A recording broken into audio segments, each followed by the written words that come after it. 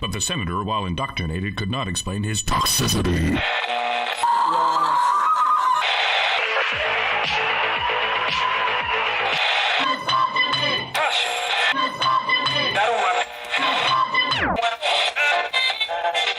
You should not listen to men's rights advocates if you want to know what they have to say.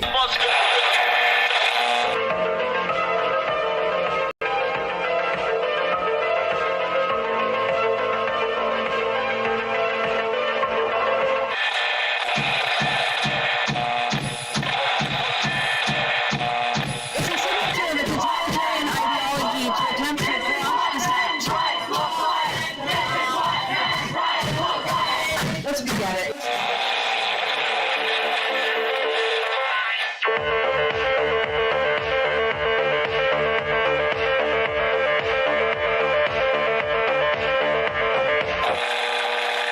Number ZZ9 plural Z alpha. Number ZZ9.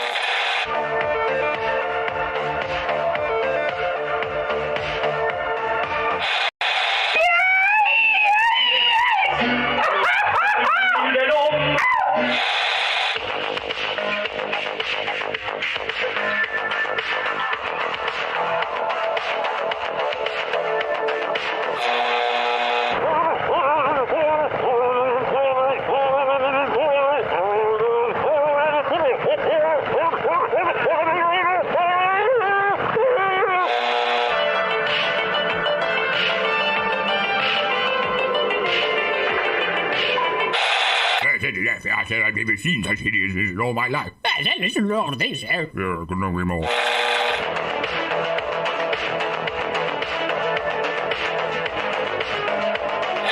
Like a furry torpedo to the jugular. This is Honey Badger Radio.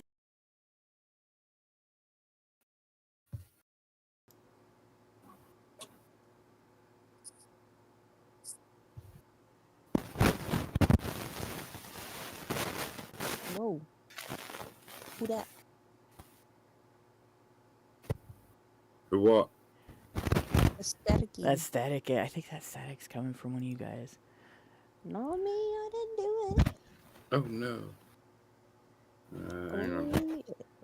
Well, we are live, and we are through the opening scene here. So we had the sound issues all straightened out, and then I hit start, and it happened again. Hello and welcome to Technical Difficulties with the Badgers. Again. HBR Talk 352. Military kills DEI. Women most affected? I'm your host, Hannah Wallen, here with Nonsense Annihilator Lauren Brooks and the personification of perceptivity, Mike Stevenson. And tonight, if our sound devices allow us, we're returning to our slog through feminist federal funding with a visit to the Department of Defense for some information about sexual assault in the military. And this is an interesting issue because 15% or less of the military is women, right? The remaining 85% or more is men.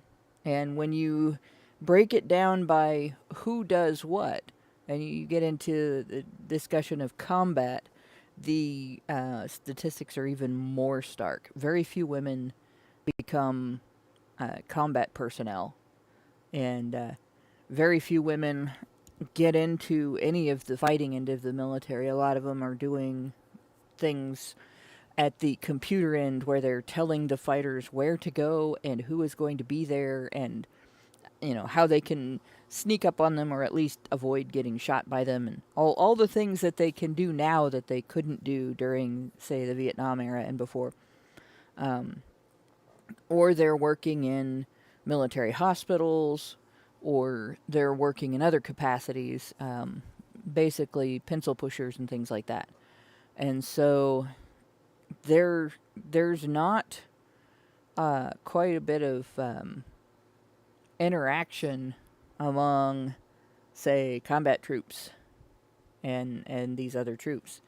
And yet, even though women are such a small percentage of military personnel, they are far more likely to report DEI issues, including the one that we're going to talk about tonight. So the reason that we are going Hello? to talk about sexual assault in the military is because this is an issue that feminists really pushed because of women in the military, and feminists really pushed it. They used an incident years ago that was referred to as the tailhook incident, in which there was quite a bit of misconduct that took place, and alcohol was involved.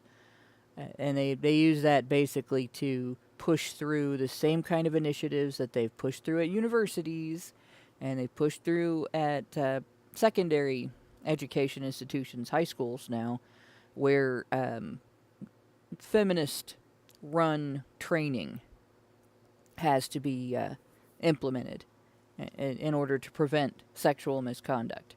And what ends up happening then is you get funding of feminist organizations and feminist production, like companies, materials production companies to facilitate this training. Even if the organizations themselves that are not that are doing the training are not necessarily connected to feminists or not necessarily run by feminists, they'll still get their materials from feminist sources and feminist organizations.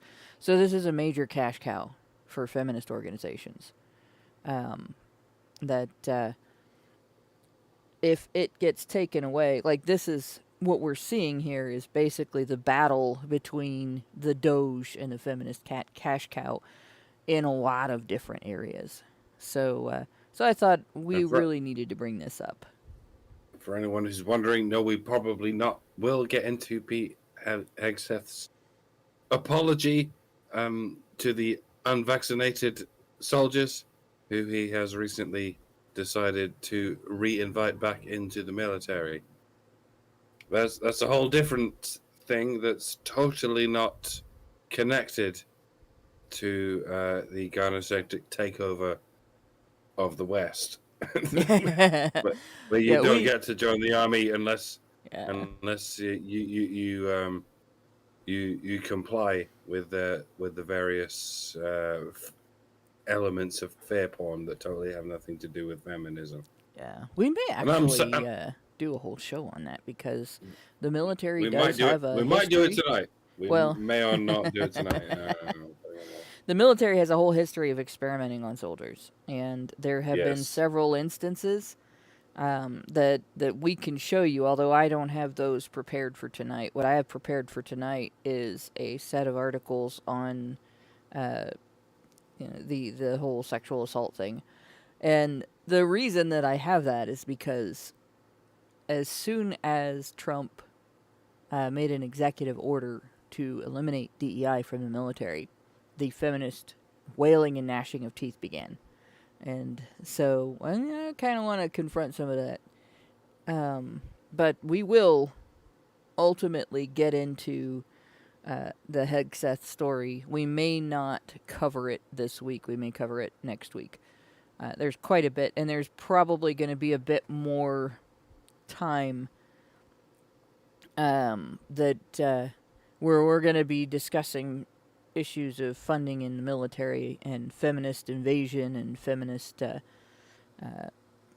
feminist cash cow, the military teat of the feminist cash cow, I guess would be the best way to put it, because these are things that are being taken away from feminists right now, and they are whining about it, and there will be more weeping and gnashing of teeth among feminists. But you're right. It is definitely a femininity issue with regard to the whole vaccination thing, because it was women on both sides of that argument, honestly, that pushed the issue publicly.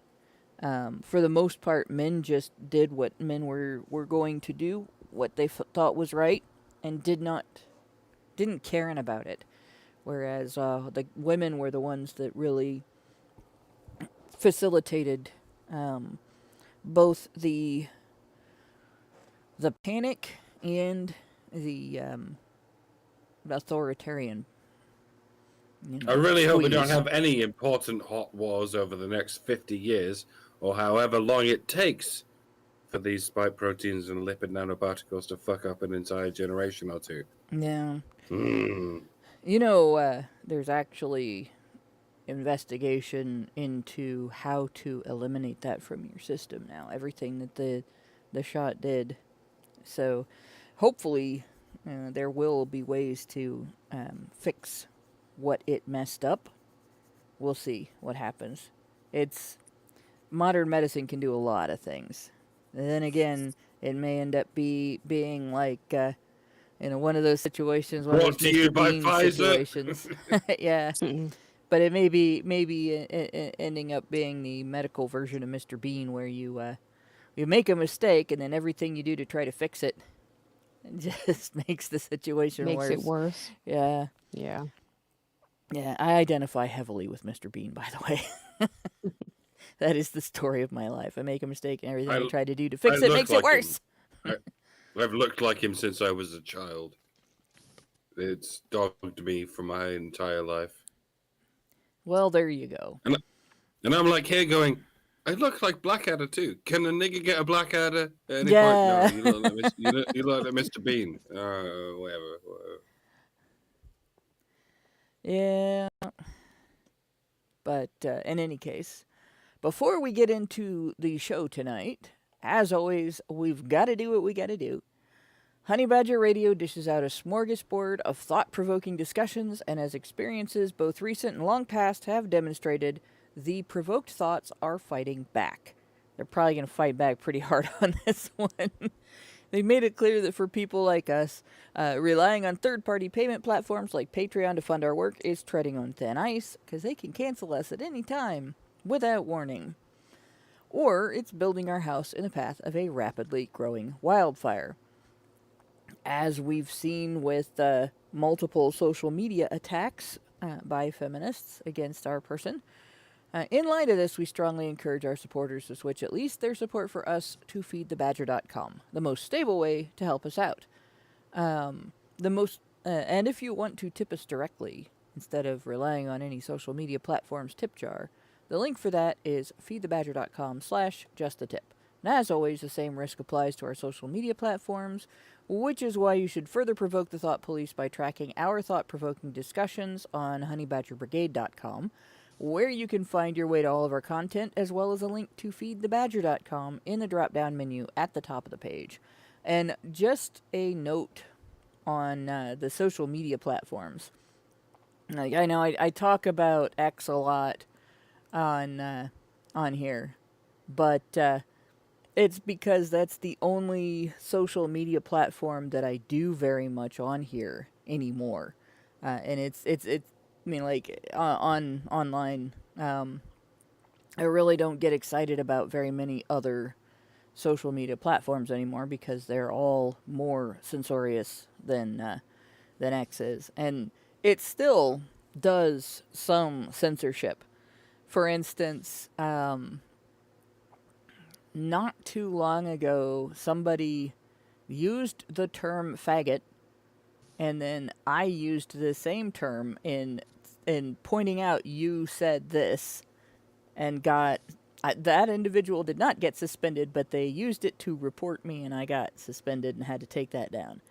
And I even pointing out I was describing what the other person said that you didn't suspend, they still did it. So there's still some people, I think there are still some people in X's, I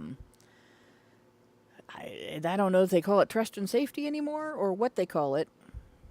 They're faggots. Yeah, but like, in all honesty, that term, nobody really uses that as a derogatory term for gay people anymore. And, you know, I said maybe if you're 90 years old, you're still doing that, right? If you're the same age as people who think IP address is a euphemism for the bathroom, you might still think calling someone a fag is referring to homosexuality in a derogatory sense. But yeah, it was that bad, right? So one of the people who I follow, whose posts I absolutely love, keeps getting flagged as a spammer And so his stuff keeps getting hidden, and he posts a lot of solid research type information where it's facts. It's not just logic and facts. It's undeniable facts that completely contradict things that the feminists he's arguing with have said. And so if you're on X, give an account at MSS3 Rosa, ROSA, Ferreum, Ferreum. Give that guy a follow because he's really getting hit. He's getting hit harder than I am.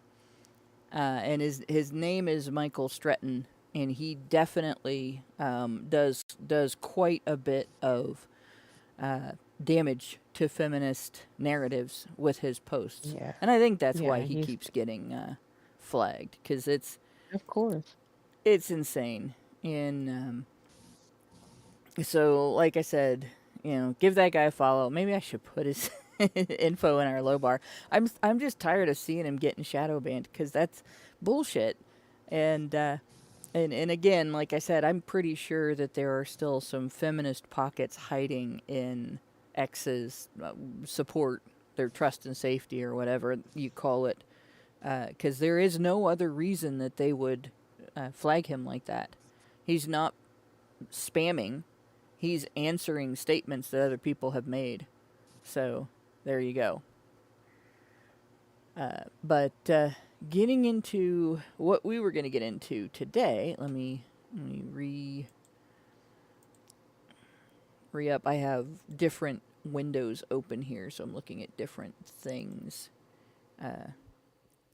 Getting into what we've been getting into today. There we go. And of course it hides. So what you're looking at on my screen here is the USA Spending website. It's been updated recently. It's a little harder to get it to take the types of searches that I want to do because I use more than one criteria for my search at a time. But this is searching specifically within the Department of Defense with the keyword or key phrase sexual assault. And so as you can see, all of these various things that came up are about sexual assault services, support, and training, and so on. And I'm not going to do like we usually do where I open each one and start going through what it is. It has this award description on the edge here, and I can show you there's a lot of different organizations involved with a variety of different names. None of these are feminist names, but they are using feminist materials for what they're doing. And we're seeing awards ranging from 28 million for professional services support on down. And as we get to this is a long list, by the way. If we raise this a little bit, you can see it's 735 contracts there. And as we go down through, we're still in hundreds of thousands. Here's a sexual assault training video, 400,298. And there's a more sexual assault prevention training, 290,284. As we go down here, alternate sexual assault response cord, like that sounds kind of interesting. I kind of wonder what that is. And it keeps going and going and going, and so hundreds of thousands of dollars, and then tens of thousands of dollars as we get closer to the bottom, and you're still seeing sexual assault prevention training, sexual assault response coordinator. So that's probably somebody's annual salary right there, $95,000 to do that. There's another one, alternate sexual assault coordinator, $101,000. So it's a very lucrative set of programs here, and that's just the contracts for performing specific tasks.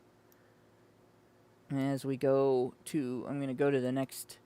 This is the same search, but I opened up the grants tab, and the reason I have it open ahead of time is because it takes forever to load.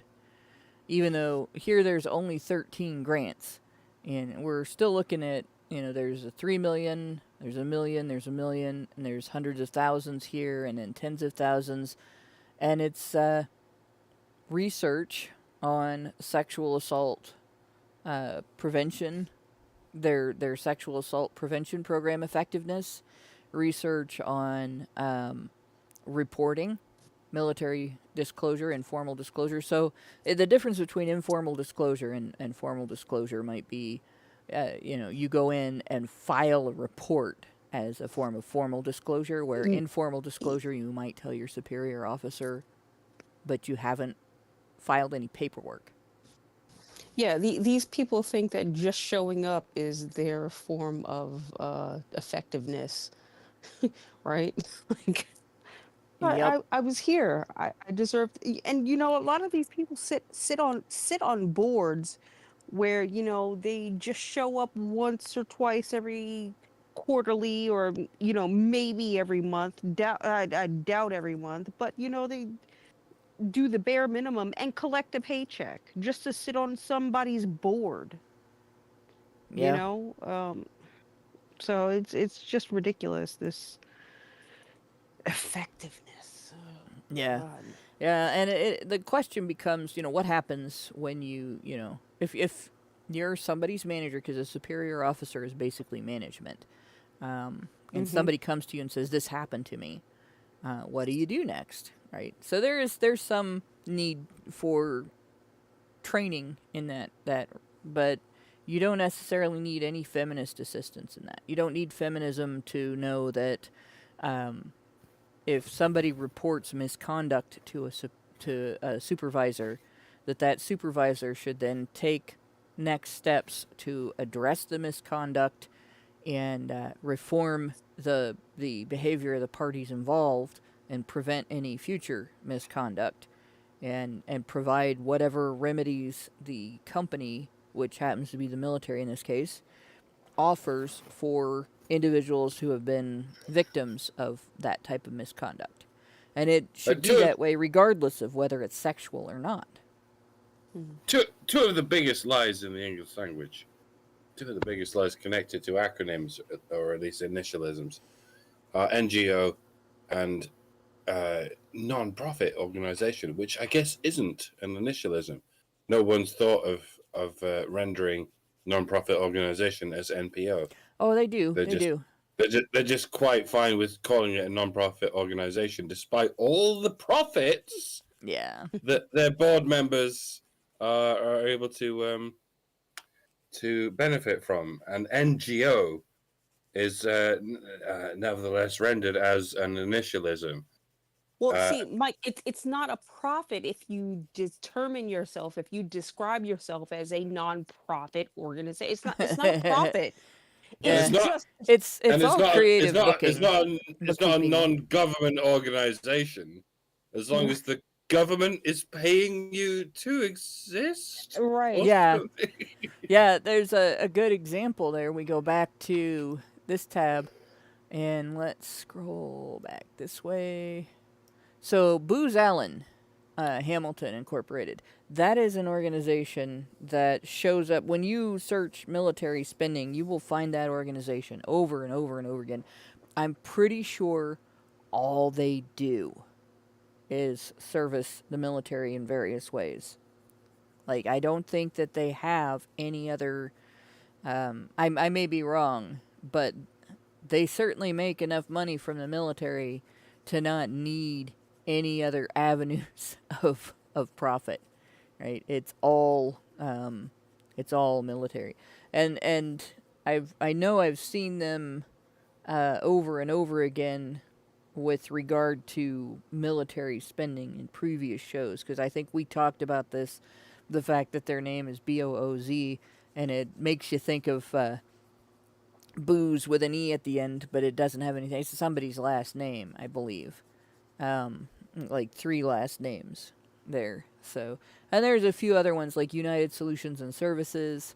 Now, National Opinion Research Center is a different story. I believe that is more of a, they get money from a bunch of different sources. But, and that one's Sexual Assault Prevention Response Program for ASA, M and RA. So they're supposed to be doing research. They're a research organization, but they are providing this programming. And what I assessed when I looked at that is basically this is an organization that has access to the types of feminist materials that are used to create these types of programs, and so they got paid to put one together, or to provide one that had already been put together by feminists. But yeah, a lot of these organizations that are involved, all of their money or most of their money does come from the U.S. government. And in a lot of cases, it's just one department or branch, or agency, I mean. Now here, as you go through the research, the grant monies, these are all universities, right, and hospitals. And so that's different in that they're not getting the bulk of their money necessarily from the military. But I'll bet if you went through the majority of these universities and hospitals' funding, you would probably find that most of it does come from the federal government in one way or another, right? And a lot of this is, these are different types of research, different titles for research papers and so on, that these organizations have done at the behest of the military. And going through, like, the Department of Defense has its own page. I'm going to make this smaller and see if it presents better here. Wow, that's bad. It doesn't adjust size-wise very well. But this is the United States Department of Defense Sexual Assault Prevention, I believe. Yeah, let me make this smaller again, see if it, yeah, and response, that's right. So it's SAPRO, Sexual Assault Prevention and Response Organization, if I remember right. But SAPR is, yeah, there we go. It has to be that small to show all the text. That's pretty sad. So I'm going to make this big again because I can't read that. But it has, this is just the research agenda, if I understand right, for this year. And this is research that's being funded, and it's got several, right, nope, it's not just this year. 2022 Service Academy Gender Relations Survey. Workplace and Gender Relations Survey of Military Members, 2021. Quick Compass of Sexual Assault Response Personnel, and then Service Academy Gender Relations Focus Groups Overview Report. And it's not just, it's not all the research that they're funding, but those are some specific things that they spent money on and took time with. And when they talk about gender relations here, they're talking about, obviously, whether or not men and women are able to get along with each other in the military. And what's interesting about this is when you get into actual sexual assault reports in the military. So this is an old article, if I remember right, in 2014. So this has been a known issue for quite a while, right? Only 1% of male military victims report sexual assault. And as you, I don't want that. As you go through this article, which we're not going to read the entire thing, there's one paragraph here that's relevant to what we're going to talk about. According to an anonymous survey released last week, and this again from 2014, so released in 2014 by the Pentagon, nearly 1% of males in the U.S. military said they experienced unwanted sexual contact compared to 4.3% of women. That equates to about 10,500 men and 8,500 women, yet only 14% of assaults reported last year involved male victims. So you have two sources for this information. The informal survey was similar to the NISVS, where they asked them, has X ever happened to you? Has anybody ever grabbed your butt without permission? You know, that kind of thing. Whereas the 14% of assaults reported came from those official reports filling out paperwork. And what that indicates is, you know, like they said, only about 1% of men are reporting that they've been assaulted after they've been assaulted. One of the things that, I don't think this article highlighted it, but other things that I have read highlighted it. It's a little bit disturbing to me that our checks notes military defense agencies aren't even able to detect, and much less, you know, notarize when things like sexual assault is happening within our own ranks, right? But we then send them out and send money abroad to other countries because we want to protect other people. How the fuck is that supposed to work? Right? We can't even do it within our own military. Yeah. Right? And now I understand that, you know, there's a human element to it, right? Like some people just don't want to acknowledge that they've been harassed or abused or touched in some way that they didn't like, right? Like they just want it to go away. They just want to be done with the military in and of itself. And, you know, so I understand that that's a thing that happens, right? Well, and there's also other, like, a large part of male-on-male sexual assault within the military is related to hazing. So, for instance, do you remember this is not military, but do you remember the scene from I can't think of it. This is like a standard Gen X movie too. Where they all have detention, summer school, or not summer school, but Saturday school. And Breakfast Club? Breakfast Club, yes. Where the wrestler basically points out that he got his detention for taping another guy's butt cheeks together. Duct taping another guy's... Like, that would be considered a sexual assault, right? And obviously, you know, once he realized how bad it was for the other guy... you know, he felt bad about it and everything, and was haunted by the scream. So, a lot of times when guys have a conflict, and they fight with each other about something, like this incident that's described on this page is something that happened while a couple of guys are drunk.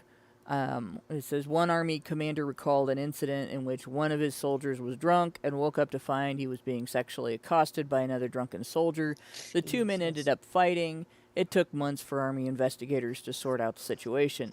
Right? That could be anything from actual sexual activity to something that the other guy thought when he was too drunk to make intelligent decisions would be a funny prank that everybody would think was funny later on, you know, like pulling somebody's pants down and posing them in a funny position, or, you know, back in the day, people used to think it was funny to get somebody into a compromising position and take a picture, which I don't think I ever thought that was funny, because those are permanent. Pictures don't go away, unless you completely get rid of the materials. And as the digital age dawned, that kind of became more and more difficult, and now it's impossible to be sure that you've done that.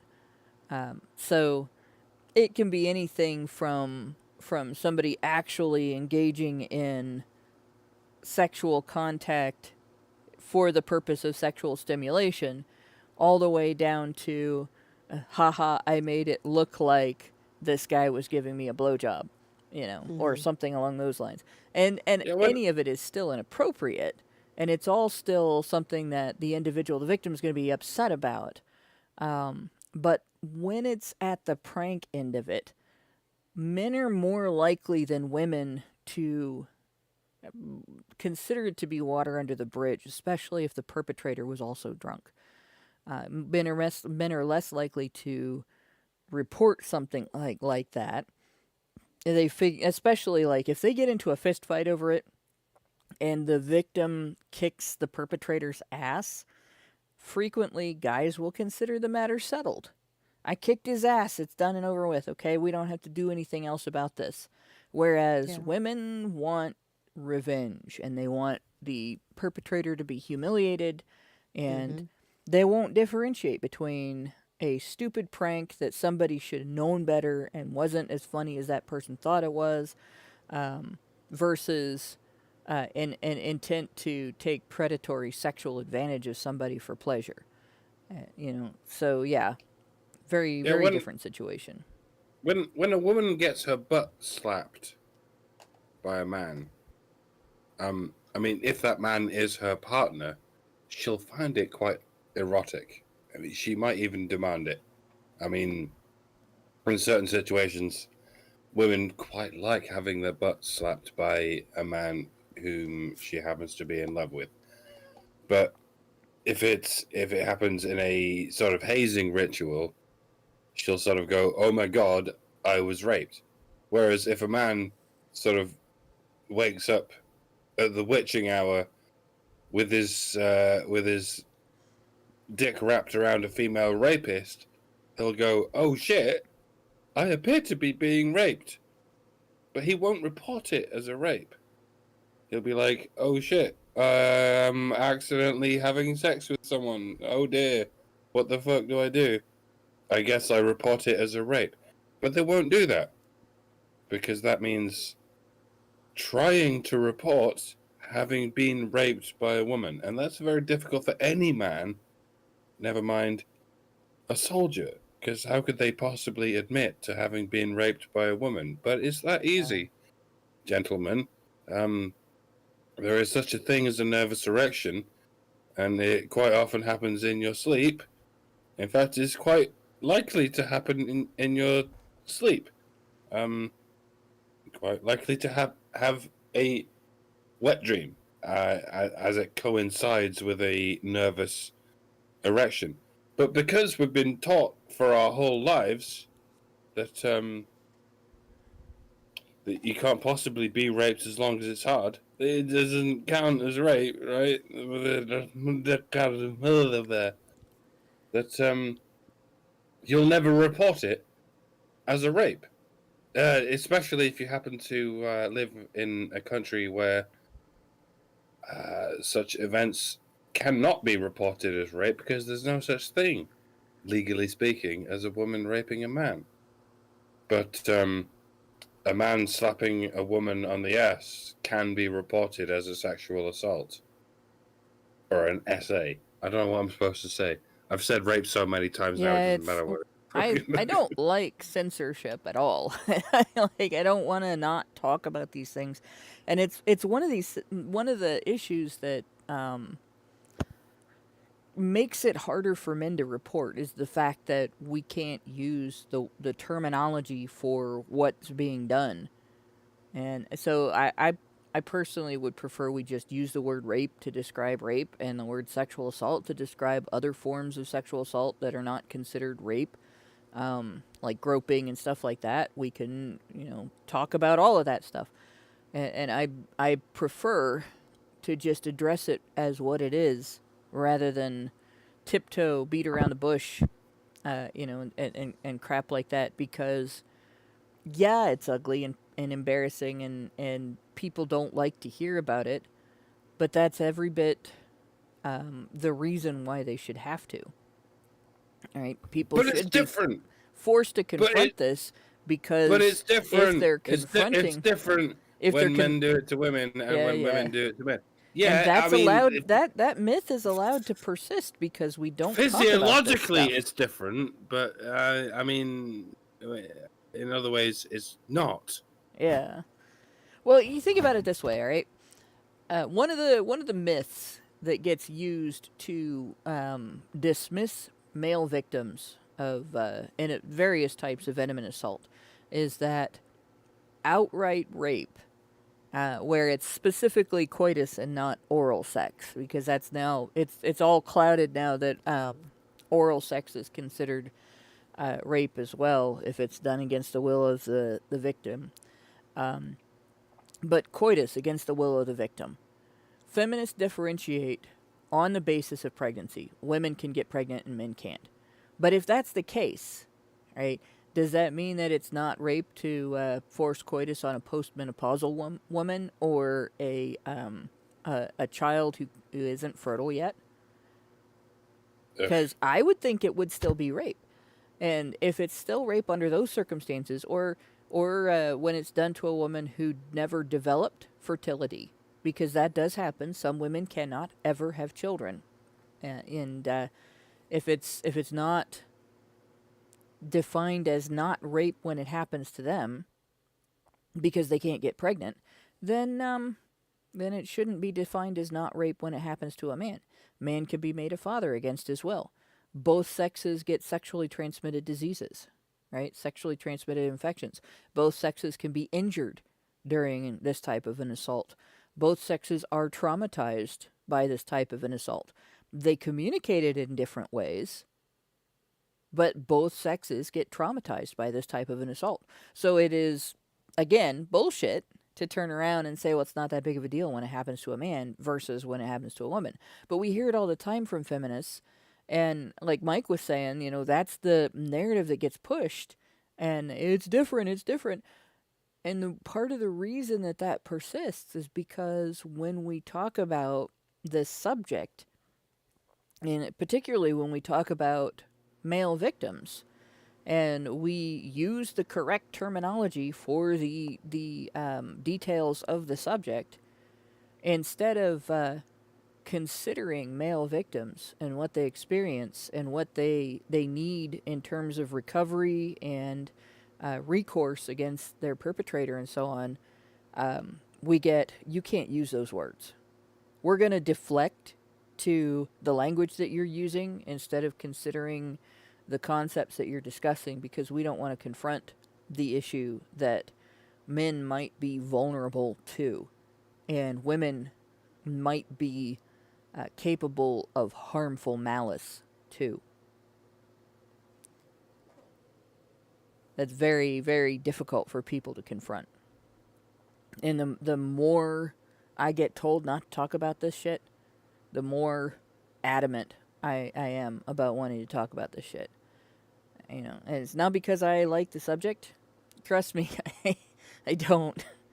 But until we get to a point where we recognize that the same damage is done, maybe in different ways, but the same damage is done when the victim is male versus female, and when the perpetrator is female versus male, and we work just as hard to prevent victimization of men and to prevent female perpetration and to reform female perpetrators and help male victims recover, as we do the sex reverse. We still have to talk about this. It's bottom line. You know, you're going to have it in your face until we do something about it. And on the one hand, we have to explain that we don't live in the Stone Age anymore, or in the Paleolithic era, where a man really could impregnate a woman and then disappear into the wilderness. That's not quite the case. He couldn't quite disappear into the wilderness. It was just as difficult in the Stone Age for a man to disappear into the wilderness and not have to face the consequences of his tribe. Well, Like that. but you know, and at the same time, you know, women also understood the fact that they could get pregnant and have a child, and the father of that child may not come back from the hunt. Yeah. Right? So yeah, and actually, in we, the Paleolithic era, that was much more likely to be the reason the father didn't come back than yeah. that he didn't want to.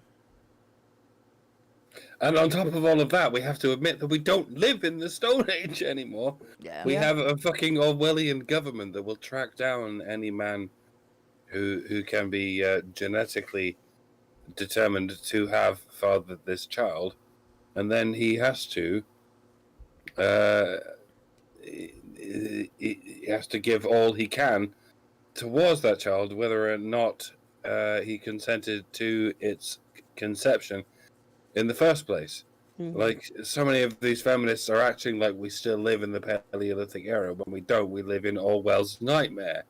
In where, fact, where, you don't even have to be proved to yeah. be the father. You just have Yeah. to fail to Yeah. prove that you're not the father. And in some instances, like California does this, I think Ohio does this too.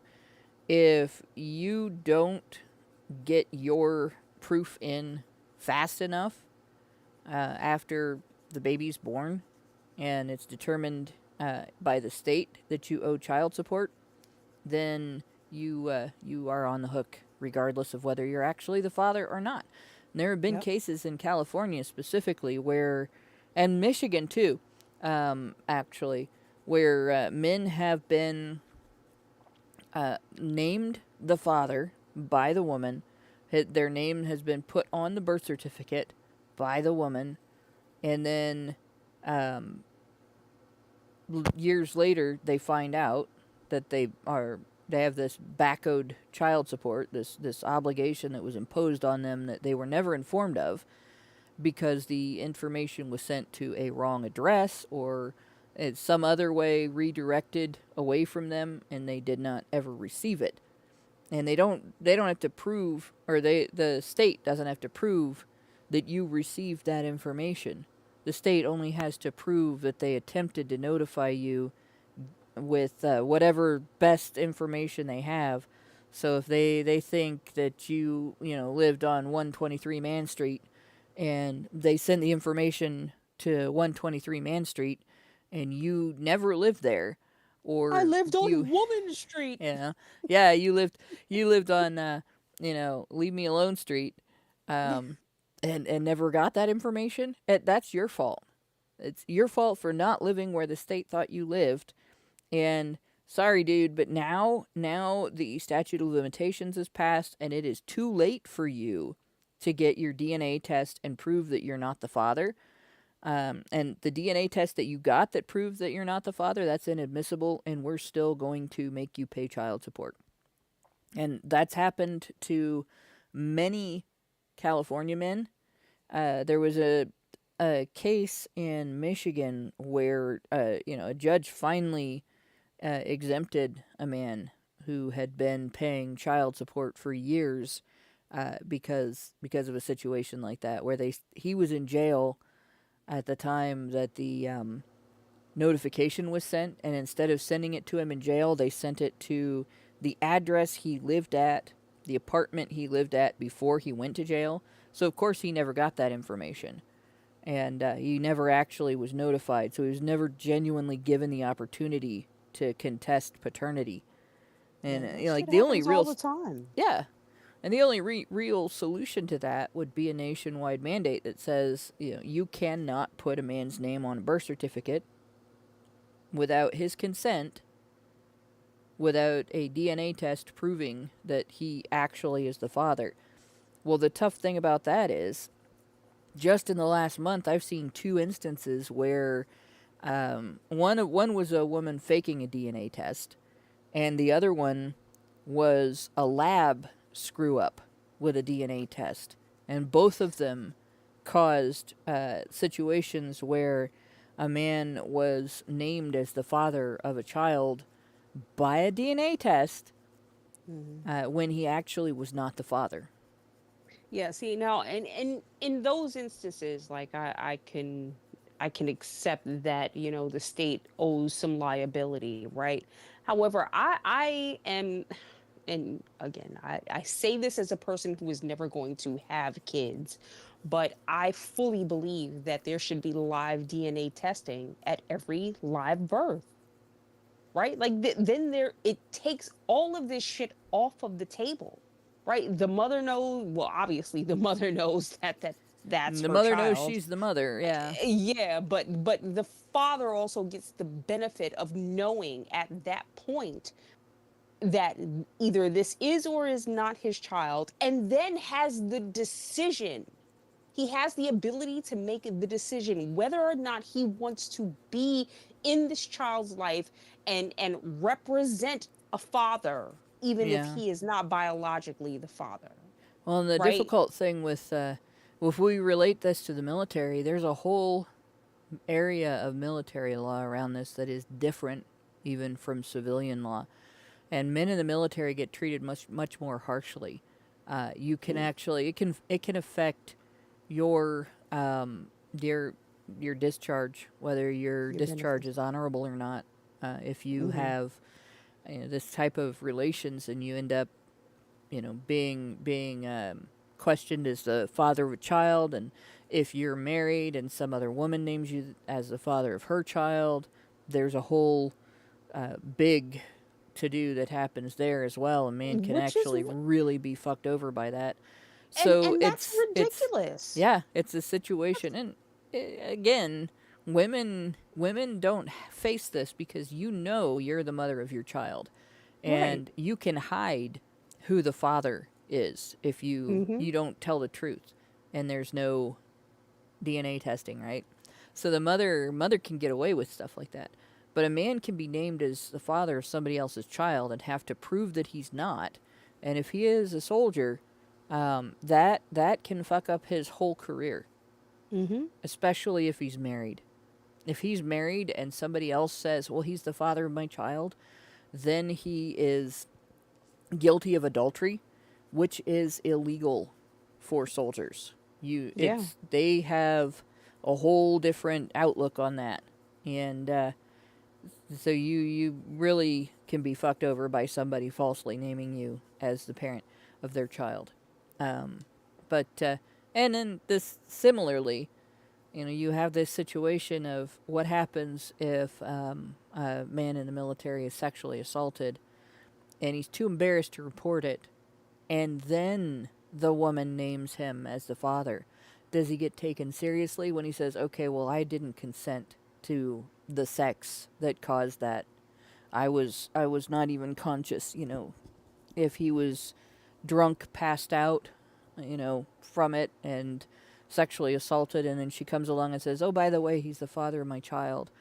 Is he taken seriously when he says, I didn't even know that she had sex with me. I was not conscious. I didn't choose this. Yeah, and maybe he wants to then have participation in that child's life, right? Even if he's a rape victim. Right. But what happens to him legally? Does he get taken seriously? Do they accept that, okay, or do they say, well, you only reported it after you got in trouble? Right. There's a lot in the military that makes it difficult. There's a lot in civilian life that makes it difficult for men to report. So it's not surprising that only 1% makes it to official reporting. And they cite in this article Jem Hopper, who is a Harvard professor who's an expert on the subject of male victims of sexual assault. He's also, his database of information on victims of sexual assault is where I downloaded the report on sexually abused boys that, you remember I've said in other episodes, boys who have been sexually abused while they were underage are like 14 times more likely to commit suicide, up to 44 times more likely to engage in substance abuse, and so on. Like those statistics come from a study that Hopper recommended. So that's who this is. But he pointed out, and other experts have also pointed out, sexual assault is more about, they say more about power and control than sex, and has little to do with homosexual behavior. Aggressors almost always identify themselves as heterosexual. And that sort of goes along with the fact that quite a bit of sexual assault against male victims in the military has to do with hazing more than the sexual assailant seeking sexual pleasure from the assault. And this is similar to male-on-male sexual assault in university. Because especially in fraternity houses, there used to be quite a bit of the hazing process that was intended as a humiliation ritual. And hazing in the military has some of that history as well. And this is, this is all stuff that if you know anybody that's been through, that went through basic training back in the 80s or the 90s, anytime before that, you probably heard about this stuff if they were willing to talk about it. But so that gives you an idea of, like the actual dynamics of this problem is that it affects men more frequently than it affects women. The number of men that it affects is higher than the number of women that it affects. Women, a higher percentage of women will report it. So you hear stats all the time. They won't tell you the raw numbers, what percentage of actual sexual assaults taking place in the military are done to male victims versus female victims.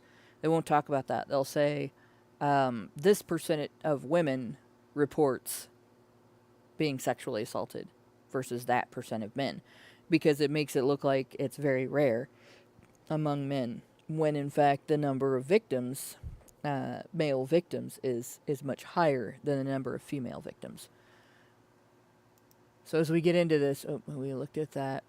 Now we're going to look at, there we go. Yeah, I don't want to pay for this. So if I have to, I will use archives. This is a military reporting site. How much of this actually, how much of this training was affected by this DEI mandate? We're going to end DEI in the military. And of course, we're not going to read the whole article again, but okay. So when President Donald Trump penned his directive to... I love the sound of that. Say that again. President Donald Trump penned his directive to scrub diversity programming from military campuses. It says here only a handful of courses have been eliminated so far, right? 2 classes were cut at the military academy, 2 were canceled at the Naval Academy, and the Air Force Academy has marked 3 for potential suspension under the guidelines issued. And this is, in January, prohibition of all instruction on DEI, gender ideology, and critical race theory. Right, so we're looking at this hue and cry over the elimination of programs. Nope, just 2 classes at the military academy, 2 at the Naval Academy, and 3 for potential suspension at the Air Force Academy. And it goes on to say what they were, right? A history course called Race, Ethnicity, and Nation, an English course titled Power and Difference at the Military Academy at West Point. However, it gets a little more in-depth here, right? A review of the Academy's curriculum is still ongoing, he said, but only 2 classes in a review of more than 600 courses were deemed out of compliance. They were electives with fairly small enrollment. Nobody wanted to take these classes. 25 cadets enrolled in the history class and a dozen enrolled in the English course. Then at the Naval Academy, the 2 courses related to gender were eliminated. One was a Gender Matters Leadership course, and the other was an English course, Gender Sexuality Studies. Notice they're shoving this stuff into things that it has nothing to do with, right? Gender Sexuality Studies as a language course indicates that the course was about shit like pronouns, right? But then we get into... The Academy also found 18 other classes that will need to be slightly modified to comply with executive orders, she said. A total of 870 courses were reviewed. So they're not just eliminating courses. They're having to go through and modify things that are in other courses. And again, the Air Force Academy said 55 courses need further analysis. Estimates 40% of them will require no change. So out of the 55 courses, 53% will require changes and 3 could be suspended. So it's a little bit more than just a couple of classes here and a couple of classes there. There's actually quite a bit. And you remember how we talked previously about, feminists and politically correct individuals, woke ideologues. Well, there's no DEI in school curriculum. There's no DEI. It doesn't say DEI anywhere. That blah blah blah. It's not there, right? But when you start getting into the description of what DEI is, what gender ideology is, what woke ideology is, and you start looking through the school curriculum, you find that the coursework has quite a bit that has been tainted with it. And if you're trying to get it out, you do have to make a significant amount of changes, right? Like, it's done in sneaky ways. For instance, in elementary school math, instead of, they may not, say that they're involving DEI in the coursework, but where you might have a story problem in the 1980s and 1990s that just is about this train is coming from this city at this speed, and that train is coming from that city at that speed, and you're supposed to calculate when they will pass each other on the track, how many miles they will travel. Each train will travel before they pass each other on the track, and at what point in between the two cities they'll meet. But under a DEI curriculum, your math might be, your story problem might be something to do with somebody's gender ideology, or somebody's gender identity, and this many people of this gender identity have done this thing, and that many people of that gender identity have opposed it, and how many votes will it take to override the bad guys who are of the normal gender identity? And so you get a totally different perspective there. It's no longer calculating numbers. You just got told who the good guys and the bad guys were in a math problem. So there's little sneaky things like that. So there we have 50 will require minor changes, and it may be stuff like that where they have to take a paragraph out of a book that they've been using, or they have to change the way that they do a particular group project, where they take the gender ideology out of the details of the project, and it just goes back to this is your leadership project, or this is your trust project, or whatever. So that's sort of where, let's see, this comes in. Military freezes sexual assault prevention training after Trump executive order on DEI, right?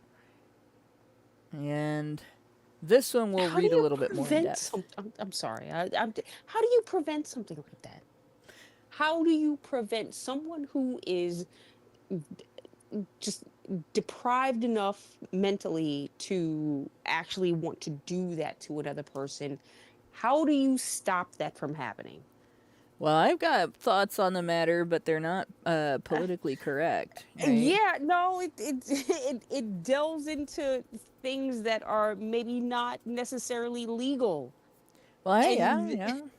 I mean, I've prevented an assault on my person before. I've also not. I've failed to prevent assaults on my person. It's sort of six to one, half dozen the other. There are things that you have to deal with regardless. Like the one time that I got confronted by a whole group of girls because of the boys I was hanging out with at the time when I was 17. And I thought they were going to kill me because there were a bunch of them and there was just one of me. And I broke one other girl's nose. I pulled the jewelry out of one girl's face and I broke the other girl's nose. nice. And I did it really fast. I was terrified. And that's, I don't get violent when I'm angry. I don't get, I'll yell at people or say mean things that I regret later on, right? But violence for me is a fear response.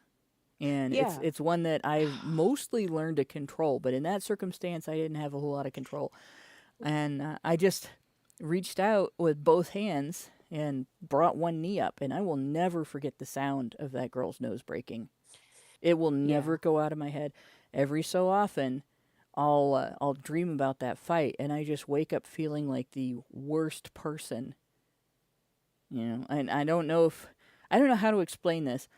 I know that they would have probably beaten me to death if I hadn't done that, right? Right. But both of those girls cried because the level of pain I inflicted was so bad. And it doesn't matter what they were going to do. It does, but it doesn't affect the level of guilt I experience. It doesn't, I don't have that mechanism to shut that guilt off by blaming somebody. I still feel, I'm always going to feel bad about that. So there's never anything good about that situation. You know what I mean? No, and nor should it, right? But you were in a position where you were surrounded by people who meant to do you harm, right? Or questionably and I defended meant to do myself. you harm. And you defended yourself the best way you knew how. Right. And nobody would ever suggest that me saying, well, I had a right to do that, right, would be victim blaming, right? Nobody would say, oh my God, how dare you suggest that you were in control of their behavior? How dare you suggest that you have a right to defend yourself from those girls because they would have hurt you if you hadn't defended yourself, right? Exactly.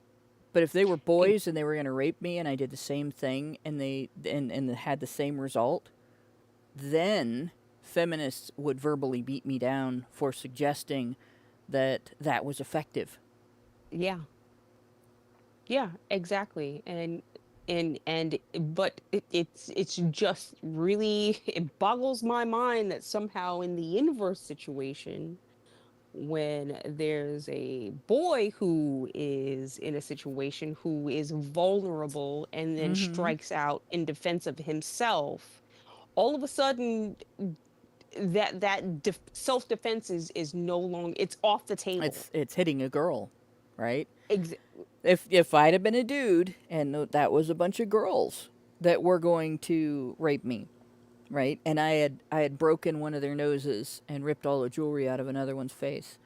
That would have resulted in me being accused of beating women. Even if I could prove beyond a reasonable doubt what their intentions were. They did tell me what they were going to do. It was not a good situation. I really shouldn't have been there in the first place. It was not obviously a good group of people to be hanging out with if they behaved that way, right? And that was pretty standard for them. So it's not like I made bad choices and I put myself in a bad situation, and I suffered the consequences. I could have had worse consequences, but as a consequence of that, I have a lifetime of guilt for breaking somebody's nose and making somebody bleed. Right. And yeah, that's minor compared to what some guys in those situations go through. There have been guys that have killed under circumstances like that and had to Yes, deal with jail sentences. and there is a case very recently that comes to mind that people seem to just be so willing to forget that this is also a case of self-defense. And I mean, self-defense just isn't even on the table for this young man, because it's not that he was defending himself against a group of young women, but he was defending himself against a group of young men. Well, You just know, I having watched that case, I'm not going to agree with you on that. The situation is pretty simple there. Where I had that situation, and where I was, those girls didn't give me the opportunity to leave. If they and had given me the opportunity to leave, and I had insisted on staying and attacked them, that would not be self-defense. And that's what happened. That's what all of the witnesses are saying. Nobody's contesting that that's what happened in that story. And so that changes it for me. It's not self-defense to insist on staying someplace where you're not wanted and then stab somebody for trying to make you leave.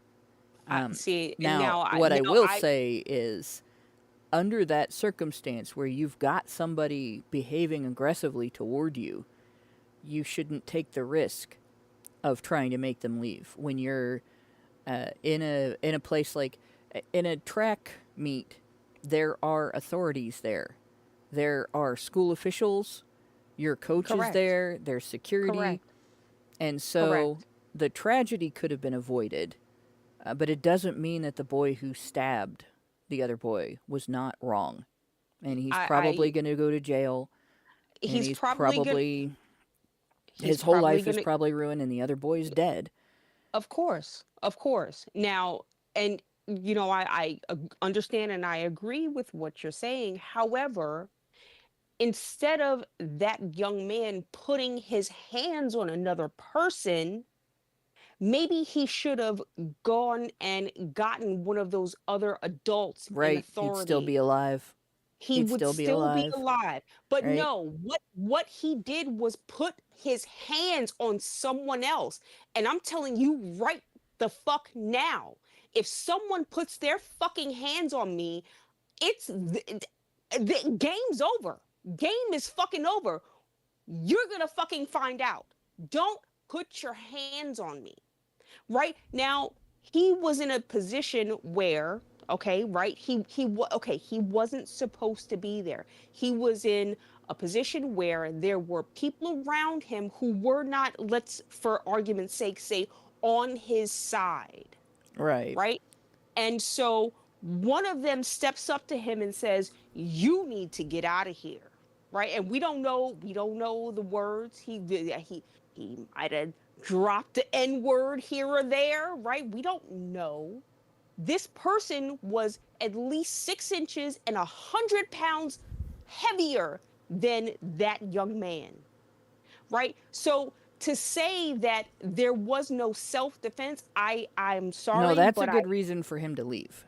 That's a good reason for him to leave right there. Absolutely. Right. Listen, There's no stand your ground in a public place. there were bad decisions made on both sides. Yeah. And that's all the fuck that I'm gonna say. But I'm telling you right now, I don't care what words come out of my mouth. Right? The moment that you put hands on me, I have a right to defend myself. And I don't care if that means I go into my bag and pull out pepper spray, whatever the fuck it is, right? Because we already know that if you punch someone, you can kill another person. Right. That person can fall over, hit his head, whatever. Even if that punch itself is not a fatal punch, that person can fall, hit his head, just tragic things can happen. All of that is fair, but there are certain points about this that override everything. The first is nobody's life was threatened until that boy pulled a knife out of his bag. right? No. Nobody's would life just, was threatened in no. that situation until that boy pulled a knife out of his bag. The knife shouldn't have been there. Even when I was on the track team in school, we knew you don't bring a weapon to school. You don't bring a weapon They weren't in to a school. track meet. And a track meet is considered a school activity. You behave the same at a track meet that you, even if it's not on school property. When I was in cross country, for instance, we used to run at public parks, and we were told, both at the beginning of the season and before each event, you are in school. You are to behave the same. You are under your school conduct code. You are to behave the same as you would in school, in the classroom, in hallways, on school property. You are considered to be under the custody of the school officials, and you will behave as a representative of your school.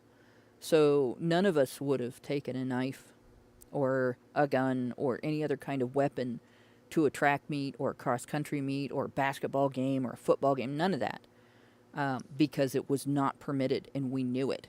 So where we're talking back and forth about what the kids did in this situation. With this, the boy who brought the knife and perpetrated the stabbing, there was at least one adult, at least one, probably more, in his life that has failed him at some point in time. For him to arrive at a track meet with a weapon in his bag and to invade another team's space and refuse to leave, and to get aggressive when confronted instead of just walking away. For all of that to happen, there are adults that did not teach him sportsmanship. They didn't teach him proper behavior on school property. They didn't teach him how to behave in a situation where he's feeling threatened. They didn't teach him how to behave in a situation where he's being confronted. And similarly, the boy who got stabbed, there's at least one adult in his life who failed to teach him how to handle a situation like that as well, where he should have known, without having to have somebody tell him, well, he should have known that if there was something objectionable going on under that tent, unless the boy under the tent had already pulled out a knife and was waving it at people, which it doesn't sound like happened, he was just sitting there, then his response, if he objected, should have been to go to his coach and speak to his coach about it and let the coach handle the situation. And none of that went down. And the way that I look at this is, if somebody in my neighborhood had been on one side or the other of that situation, somebody I grew up with, right? The first time that the boy came over and said, leave this area, you don't belong here, you belong under your team's tent, not our team's tent. If the kid that had the knife had been from my neighborhood, he probably would have said, fine, fuck you very much, and walked away. Because he would have been through enough fights growing up to know that it's not worth it to fight back over something like that, to defend his idea of a right to be under these other people's tent. Even if he wasn't wrong for sitting there, right? And similarly, if the boy who objected to him being there had been from my neighborhood, he wouldn't have worried about it unless that kid was doing something to other people. Right. Right? And he would have left him alone, probably wouldn't even have bothered the coach about it, and eventually the kid would have gotten up and left unless there was some sort of other behavior going on that needed confrontation, at which point he would have probably gone to the coach. He'd get an adult. Right. Because, again, it's not worth it. You just don't want to deal with the fallout from that. But the reason that the kids from my neighborhood would have behaved in that mature manner is because we were allowed to kick the hell out of each other's asses when we were 5. We were allowed to beat each other into the ground when we were 6 and 7. We were allowed to play sandlot tackle football, and that included the girls. We were allowed to play a game that we actually called Smear the Queer. When we were kids, and nobody stopped us from beating the hell out of each other.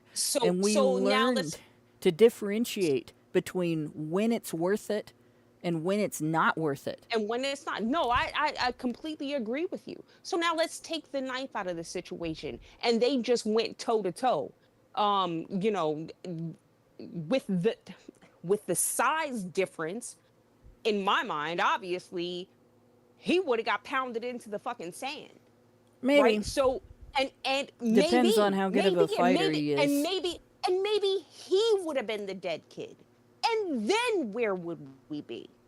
Then where would we be? We would still have a dead kid. We would still have a confrontation that never needed to fucking happen. Yeah. But would we be labeling this one child as a fucking murderer and he's just an ape, he's just no, we wouldn't. Yeah, be it would doing still be that. getting racialized though. You'd be getting this kid attacked him because he was black. That's what would happen. It would absolutely be getting racialized on the other side of the fence, this is all wrong. Like, this is why I'm trying to speak to this situation without the race, because this was not a racial thing. But you see, like, the Stu Peters and the all these people online, they're trying to make this into a race thing. And this is what I was so angry about the first time that I even told you about this story. These adults are trying to make this foolish, childish, fucking just nonsensical confrontation into a race thing. Meanwhile, we are completely overlooking the fact that there are 2 young boys, one whose life is never going to come back, the other one whose life is always going to be is permanently changed forever. Yeah. Forever, because of the decisions that were made. Now, should they have made better decisions? Absolutely. But you are never, ever, ever going to push me off the side of, number one, due process, because he deserves that. And I don't know how we've forgotten that, right? Like, it's just, I don't think we've forgotten that. I think we're going based on the available information. Right, but, exactly. yeah. But that is an antithetical to due process, right? It's due process is going on the evidence. Right, but not just, we are talking about the evidence that's available, not all of the evidence. We're not the prosecutors or the defense team. We do not have exculpatory evidence, right? You cannot tell me that there's not video of what happened. You cannot I'm tell sure me that if there was video, you cannot if tell there me was that video there's not that people who were contradicted the sitting narrative, right there. Right. it would be coming out. Well, but they can't do that because there is a case that has to be built, right? They can't just release all of the evidence into the public, right? So that everyone knows. And because then it becomes a court of public opinion. We have to have a trial. There has to be, of course there does, evidentiary hearing. And right? there's another consideration with regard to a trial. All anyone can do right now is speculate is speculate. Thank right. you. That's it. And that's the only place that I'm coming from. Right. But that it doesn't change the place fact that I'm coming from. It doesn't change the fact that you can, when you speculate, you can speculate based on, if the available evidence is true, then the conclusion would be this.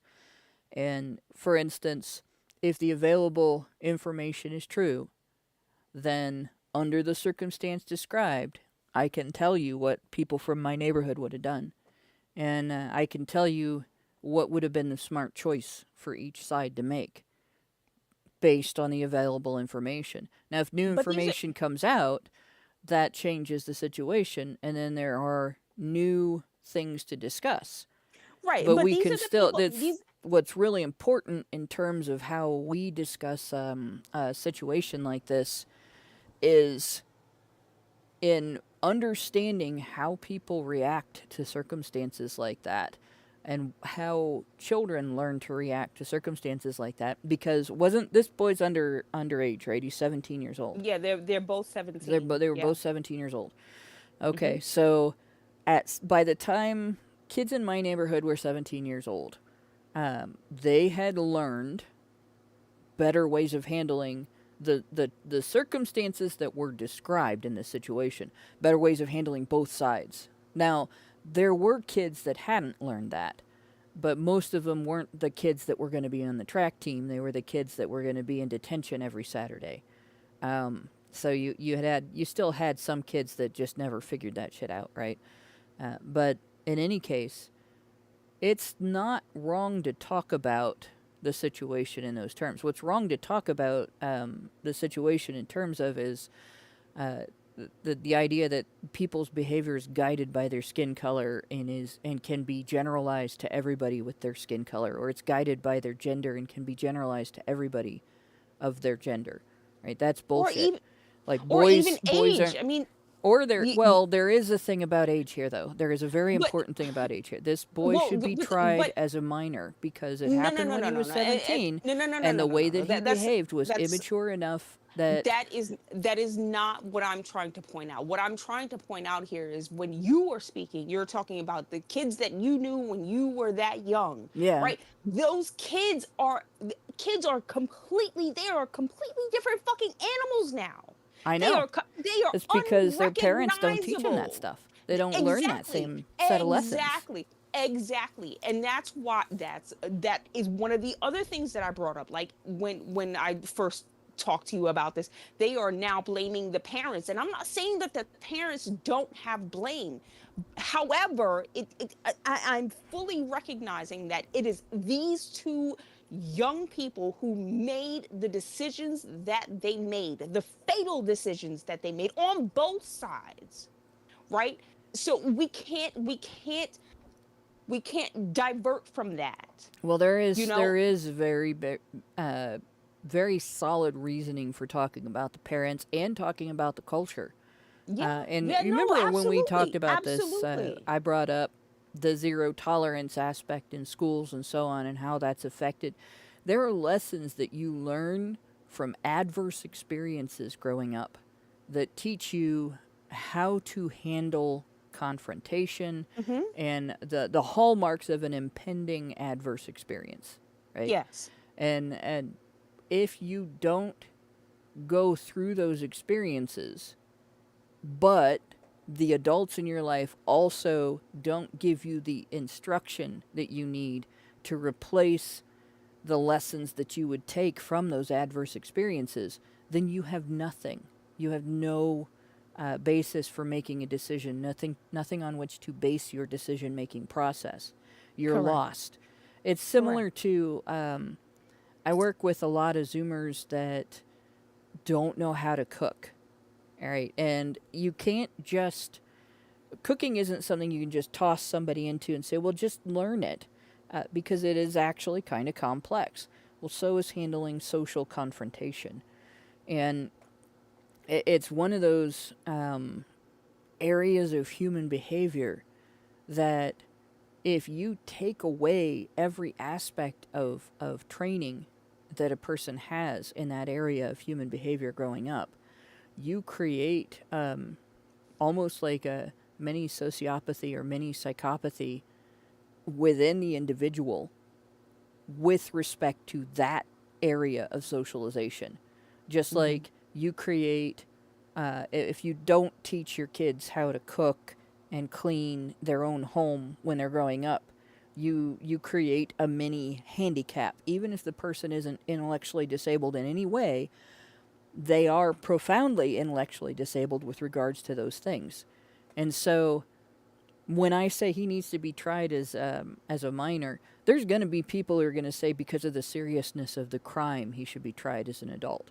But I think behavior indicates more about somebody's maturity than the seriousness of what they did. And in fact, an immature person is much more likely to engage in serious behavior with serious consequences without considering those consequences ahead of time than a mature person is.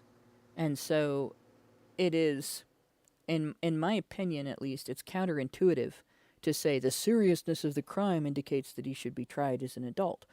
Obviously, from what we have available, the information that we have available, this boy, there's nothing adult about him. Right? Both of these boys behaved very immaturely in the situation. Mm-hmm. And both of them, one boy lost his life, and the other boy lost his opportunities for the rest of his life, probably because he's going to be remembered for this. It's made the news. It's been public. And in terms of the decisions that he made in that moment, those decisions should be judged on the basis of him being an actual minor. And being an actual 17-year-old, not an adult, with the mentality that is probably even younger than 17. And so he should be tried as a minor and penalized as a minor. And however the court handles offenses of this seriousness with minors, there should be whatever therapy if he's convicted, whatever changes need to take place in him in order to not make this kind of mistake again, and whatever penalty that they apply to a minor, not the penalties that are applied to somebody who, say, did something like this at 30 years old instead of 17. Mm-hmm. Mm-hmm. But I wouldn't declare this individual innocent by reason of self-defense, because that's a very narrow defense. Like, I wouldn't, I wouldn't even say that could be considered the case after the fight started, right?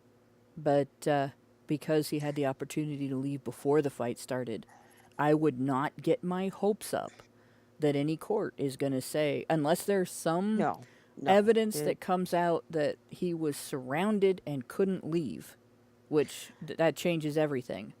Unless that comes out, I wouldn't expect a single court to give him that caveat. In fact, no, of course not. And again, that is where I was going in the beginning of this, right? That kind of feels like how this whole thing played out. Now, I wasn't there. None of us were there, so we're all just speculating. But because I've been in that situation where I've been surrounded by people who were just completely against me. I've been sexually assaulted in that situation. Yeah. Right, so if I had a fucking knife, you goddamn right I would have fucking stabbed the shit out of that bitch that touched me. Oh, yeah. Right, and if she had fucking died, then she fucking died. You don't put your hands on people. Yeah. Okay, I don't care what the hell he said to you. I don't care what words are fucking words. You can take words back. You can ignore them. You don't put your fucking hands on people because you don't know how crazy the other person is. I will match your fucking crazy. You put your fucking hands on me, I will end your fucking life. Let that fucking be known. Okay? And so I'm sorry. I know that there are people who are crying real tears because a white guy got killed. You know what I mean? But again, like, just the fucking race thing. Just shut up about the race thing. It has nothing to fucking do with race. This is not about some black, he's just a black, he's just, he's one of those, 1350, ha ha ha. People are getting off on this. What is the 1350 thing? I don't know that one. because black people are 13% of this population, Oh, statistically they commit 50% of the whatever. I don't care. well, I'm not even gonna touch that fucking there's a argument. reason for that, but it's not genetics and Nope. it's Nope. not skin color. Nope. It's actually a bunch of things that have happened during the last century with regard to federal funding and Exactly. And reporting. But you will well, never hear people, you will never hear people even try to delve into that and type of banking argument. and Yes. banking. Yeah, no, but that's it. That's all they hear. It's just statistics. Yeah. You can make statistics say whatever the fuck you want them to.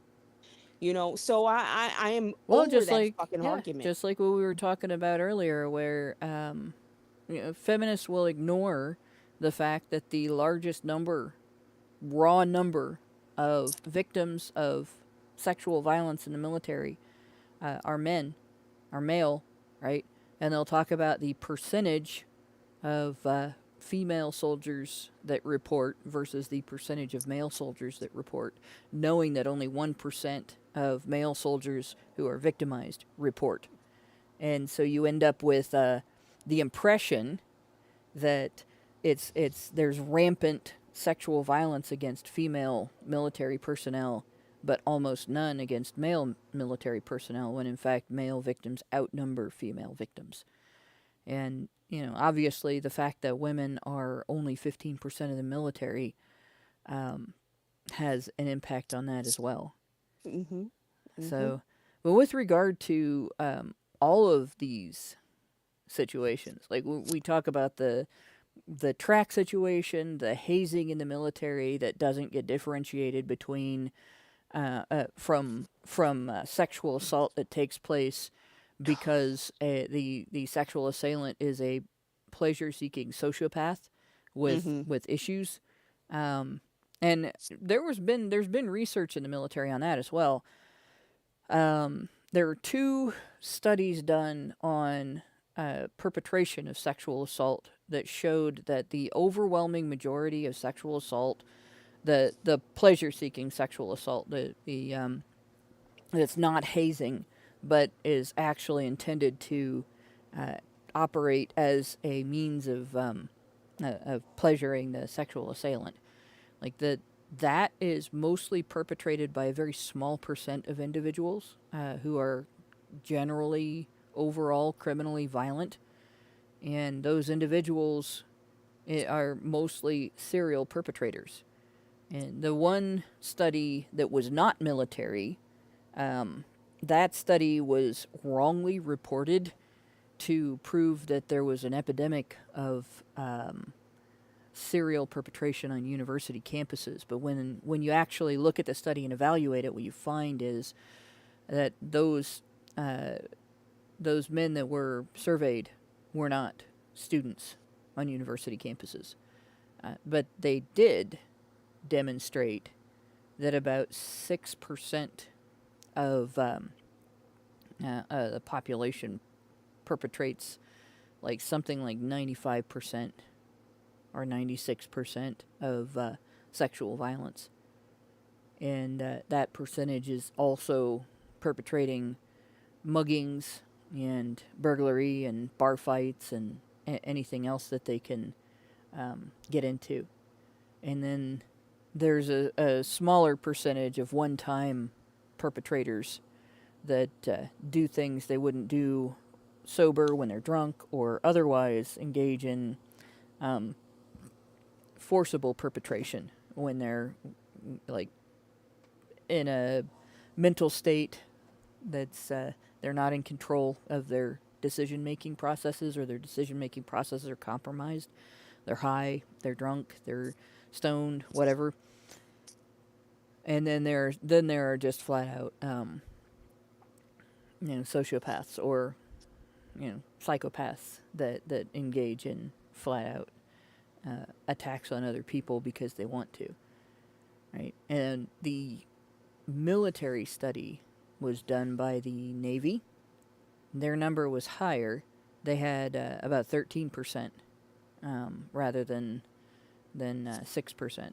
But they had a similar outcome where the overwhelming majority of perpetration was done by a very small percentage of the population. And again, it was people who perpetrated over and over again. And so a great deal of sexual violence perpetration, both in and out of the military, can be attributed to a very small percentage of actual personnel. But feminists like to generalize it to the greater population. So when they say that women in the military report more frequently, and they more frequently report male perpetrators than female, and male personnel also more frequently report male perpetrators, because they're including hazing in the equation.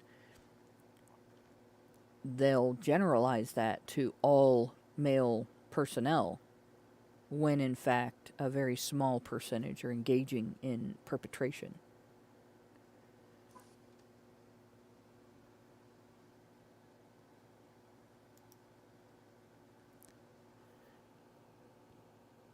So, let me go back to this. The article that we're going to read here, and then we'll start this, and we probably won't get all the way through it, but we'll continue this discussion next week. Yeah, some military branches have paused sexual assault prevention trainings after President Donald Trump signed an executive order on diversity, equity, and inclusion as they review how it applies to their policies. And this is the interesting thing about this is they didn't determine that specifically that sexual assault prevention training itself was in violation. It was how they were doing the training that applied. Newsweek has reached out to the Department of Defense for comment and confirmation via email on Saturday. Coast Guard veteran K. Denise Rucker-Krepp, who advocates for sexual assault awareness in the armed forces, has called the move troubling in a phone interview with Newsweek Saturday morning, warning it could create fear around reporting sexual crimes. We got super chows and super chats too. I'll go over those shortly here. Shortly before taking office, Trump signed an executive order titled "Ending Radical and Wasteful Government DEI Programs and Preferencing," effectively dismantling federal DEI programs. Since then, agencies and departments have been working to interpret the order and implementation of specific terminology, with some military branches pausing sexual assault prevention trainings over the matter. Earlier this week, a directive issued by the Marine Corps, obtained by the Los Angeles Times, said the fleet to pause on all sexual assault prevention and reporting training due to recent changes within the White House to remove diversity, equity, and inclusion from all federal policies. It is unclear what changes the DEI order requires in the training. So here's where we're going to stop for a moment. Sexual assault itself obviously isn't a DEI issue. Anybody can be sexually assaulted. Anybody can be a perpetrator. It's the behavior that constitutes the crime. Making sexual contact with an individual against their will, forcing unwanted contact for sexual purposes, touching somebody's sexual parts, their any intimate interaction against the will of the individual. That all would constitute sexual assault, regardless of whether the perpetrator or victim was male or female. It doesn't matter, right? Mm-hmm. So none of that's DEI. So when it says it is unclear what changes the DEI order requires in the training, it's because they're looking at, did they insert statements about race, Did they insert statements about nationality? Did they insert statements about alphabet soup activism into this DEI training, or into this sexual assault prevention and reporting training? Right? Did they insert trans ideology? What about the stipulation that we keep hearing on social media that you're transphobic if you're not attracted to somebody because their biological sex doesn't match their gender identity, for instance. Right? Or did they have to remove statements about whether or not it's racist to be not attracted to somebody because they're not the same race as you? Anything like that. So what changes would need to be made under DEI orders like this? Well, they would have to take out probably any gender identity related statements. It doesn't matter whether the people involved are the same sex or the opposite sex. It doesn't matter what their gender identity is. If somebody violates your boundaries against your will, the underlying thing is that they have violated your boundaries against your will. Not this person is black or white, this person is trans, this person is gay, this person is straight. Doesn't matter. Your boundaries are still your boundaries. You still have a right to them. Yep. And it's just like Lauren Yes, was you talking do. about, you don't put hands on people. This is about putting hands on people. Mm-hmm. So this is what they're whining about. They're whining about not being able to make stipulations that certain groups can put their hands on people. That's my guess.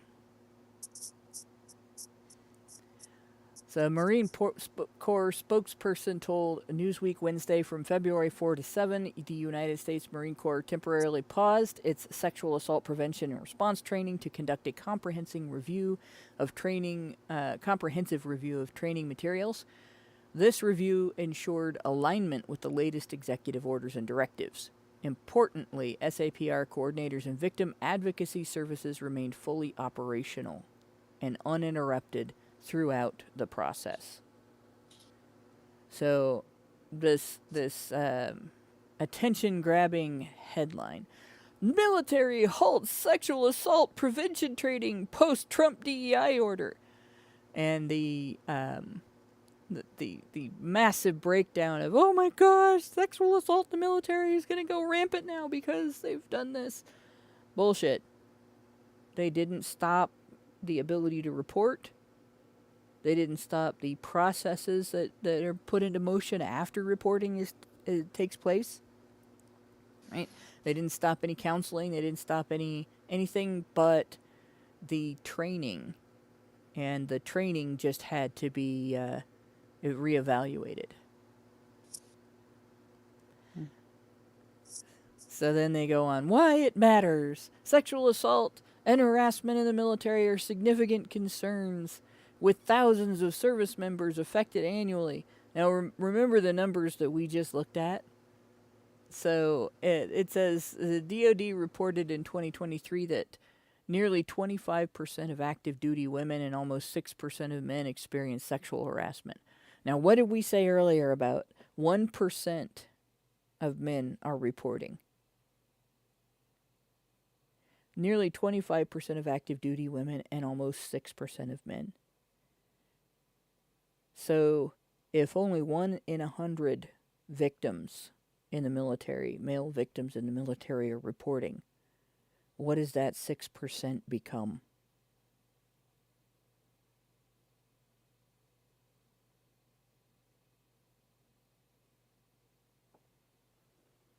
Like, what the heck? This indicates that at least sometimes men are experiencing multiple instances. Yeah. If they haven't eliminated the hazing over the last 14 years, that was leading to such high levels previously.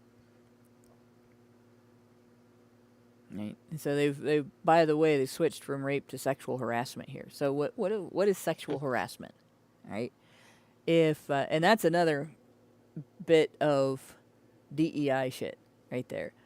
Right? It's sexual harassment used to be, for instance, if I were constantly to be telling Mike something about his butt.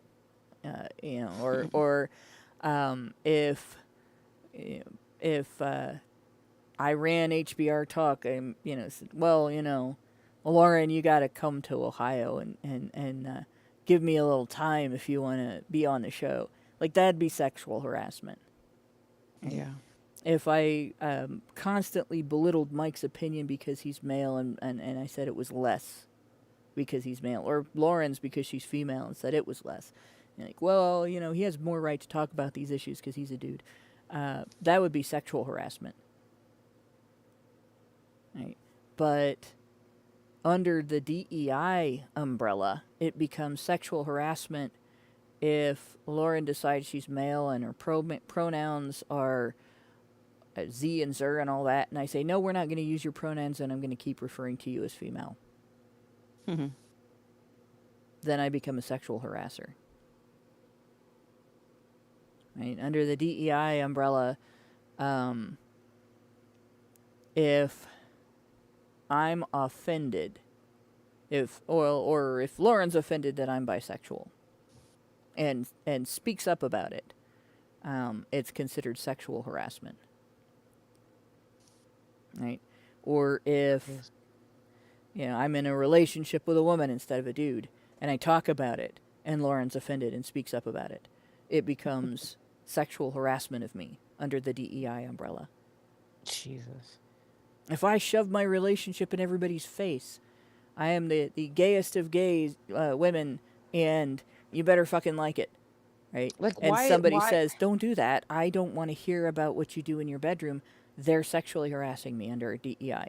When in reality, that would be me sexually harassing them.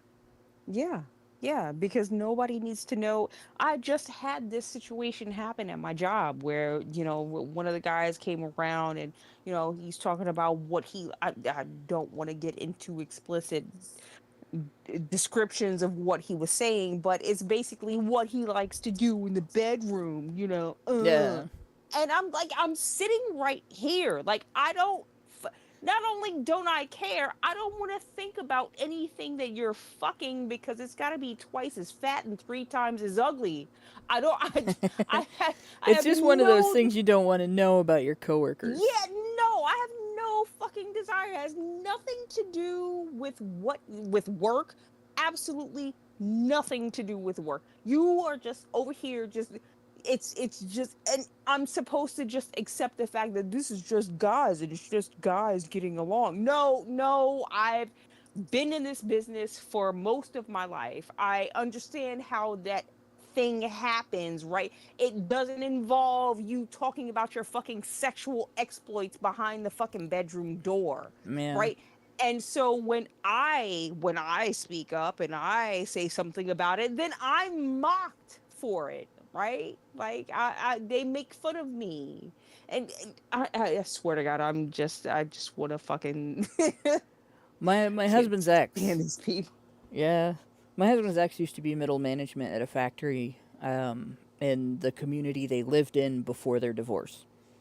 And under her, she had a couple of workers on one of the lines in that factory that were constantly engaging in PDA. Like, if they walked past each other, they had to pat each other on the butt or, kiss or whatever and everything. And it's stuff that, like, it depends on the personality of the individual in the room with them, whether you're like, I really don't want to see that. Or, I'm that person that always has this little, oh, we need that cute kind of smile, as long as it's not overtly sexual. Like, I don't want to see boob grabbing and shit like that.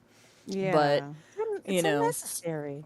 I don't unnecessary. I don't mind if people call each other pet names at work and stuff like that. Married couples that work together and stuff. But I don't want to hear that thing you did in the bedroom last night really was awesome, and I don't want my coworkers telling me what to do with my husband in the bedroom. Like, No, right? no, no, no, nope, nope. And I've heard it all about all of, well, at least the ones that are in the closest proximity to me, right? Like, this one isn't fucking, I guess, because he's got diabetes, so his dick doesn't work.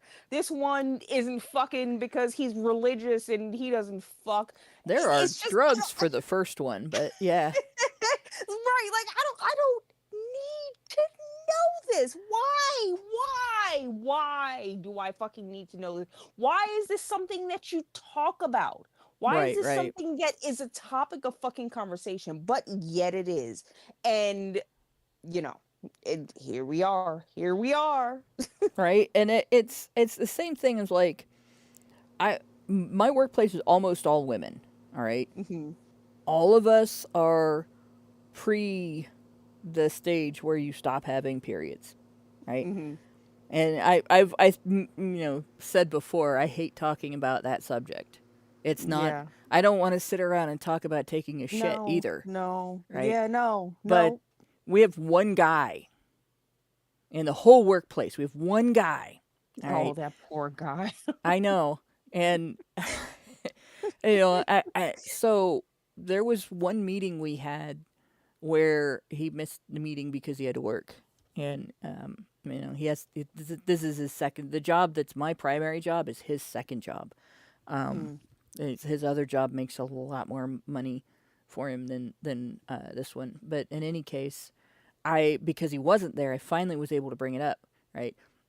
Ladies, leaving your period blood on the toilet seat on nights when this guy is going to have to work and it's his job to clean the bathroom, in my opinion, that's sexual harassment. And I know you're doing it because it's there when I come in at night and I have to clean the bathroom. And it doesn't, I don't like it either, but I'm female and I have the same thing, so I understand. But when you are during that time of the month, after you get up off the toilet, just turn around and look. And if you've left something off the seat, please wipe it up.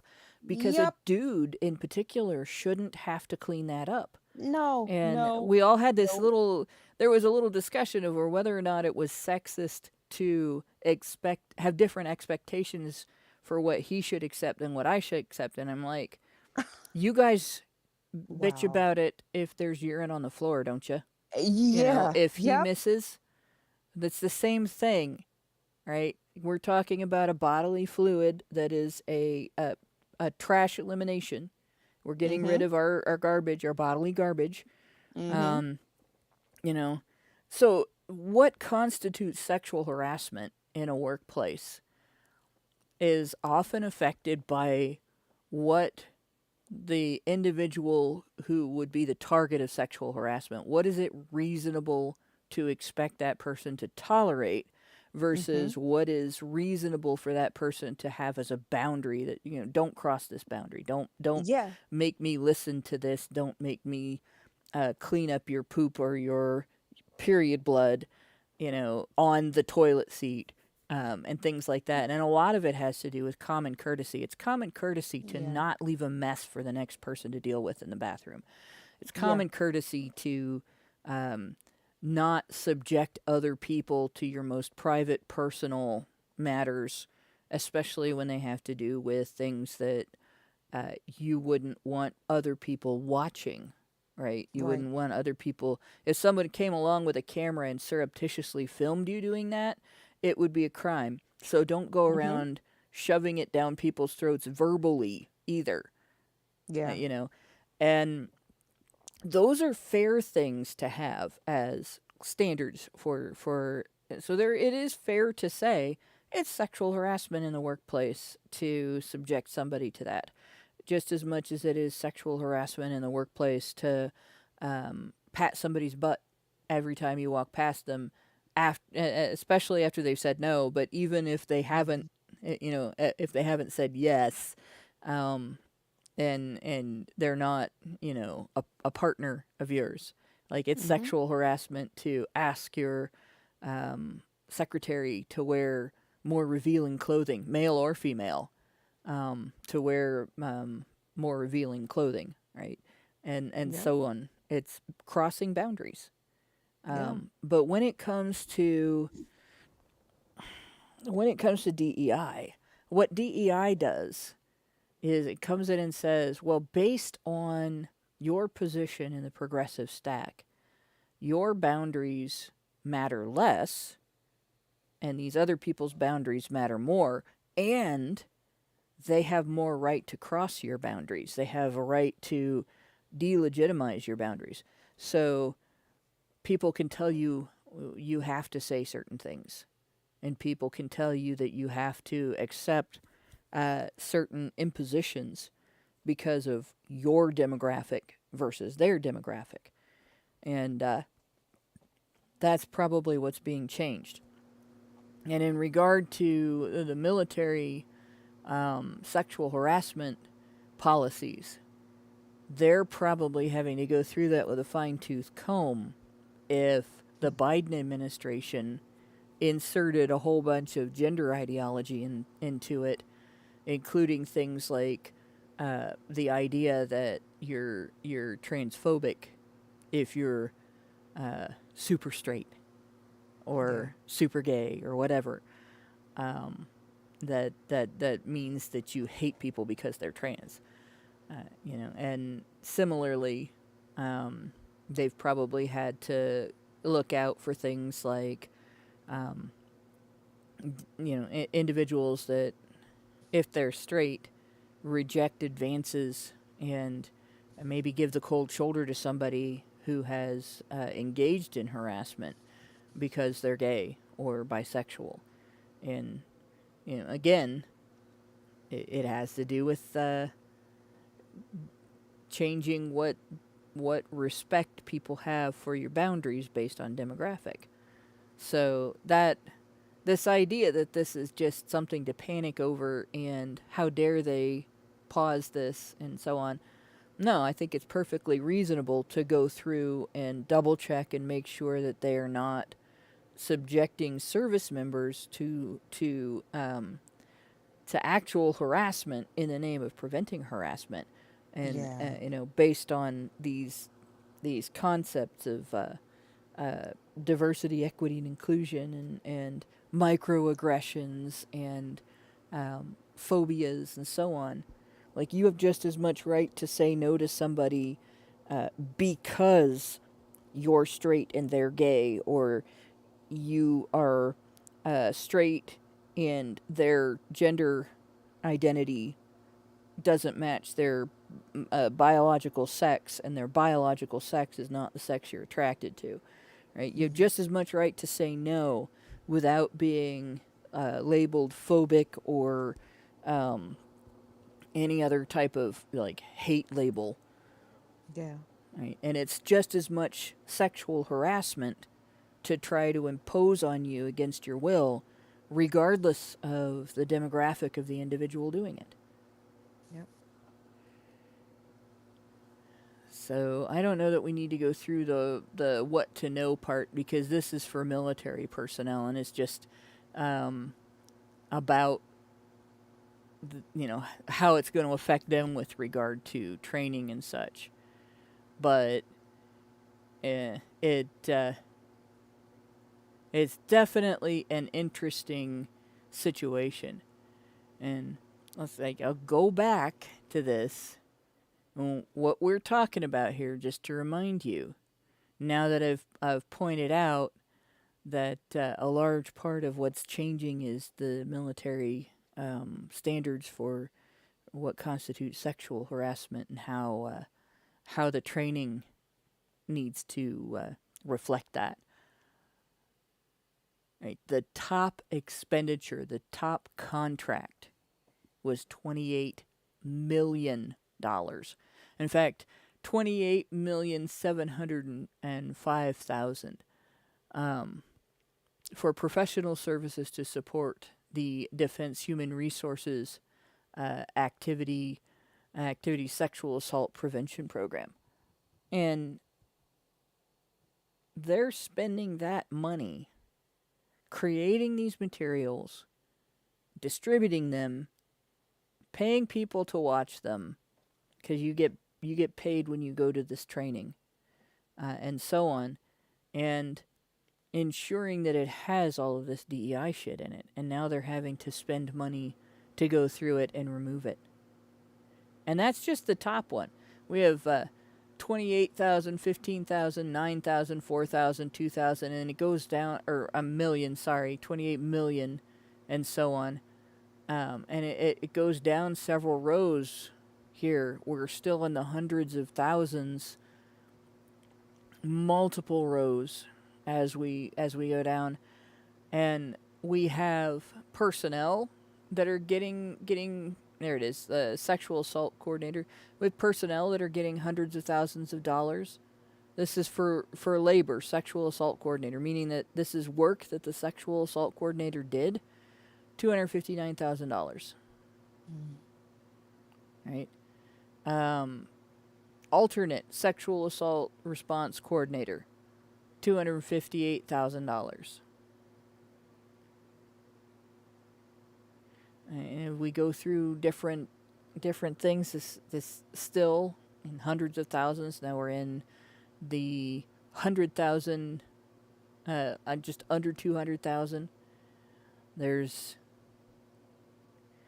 prevention training, situational awareness training, prevention and response office from expanding the office from one room to 2 separate rooms cost $129,000. Oh my God. It cost more than forensics examiners instruction Cost courses. more than some people's fucking house. Yeah. Jesus Christ. You can get a house in Dayton for like under $70,000 in a neighborhood that's not necessarily crime-ridden. Yeah. Unbelievable. And it just keeps going and going, right? Alternate sexual assault coordinator, $100,000, $101,000.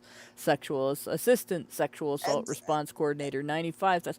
I want that kind of money. It just sounds so weird. Sexual assault coordinator or Response coordinator, yeah. Yeah, like, oh my God.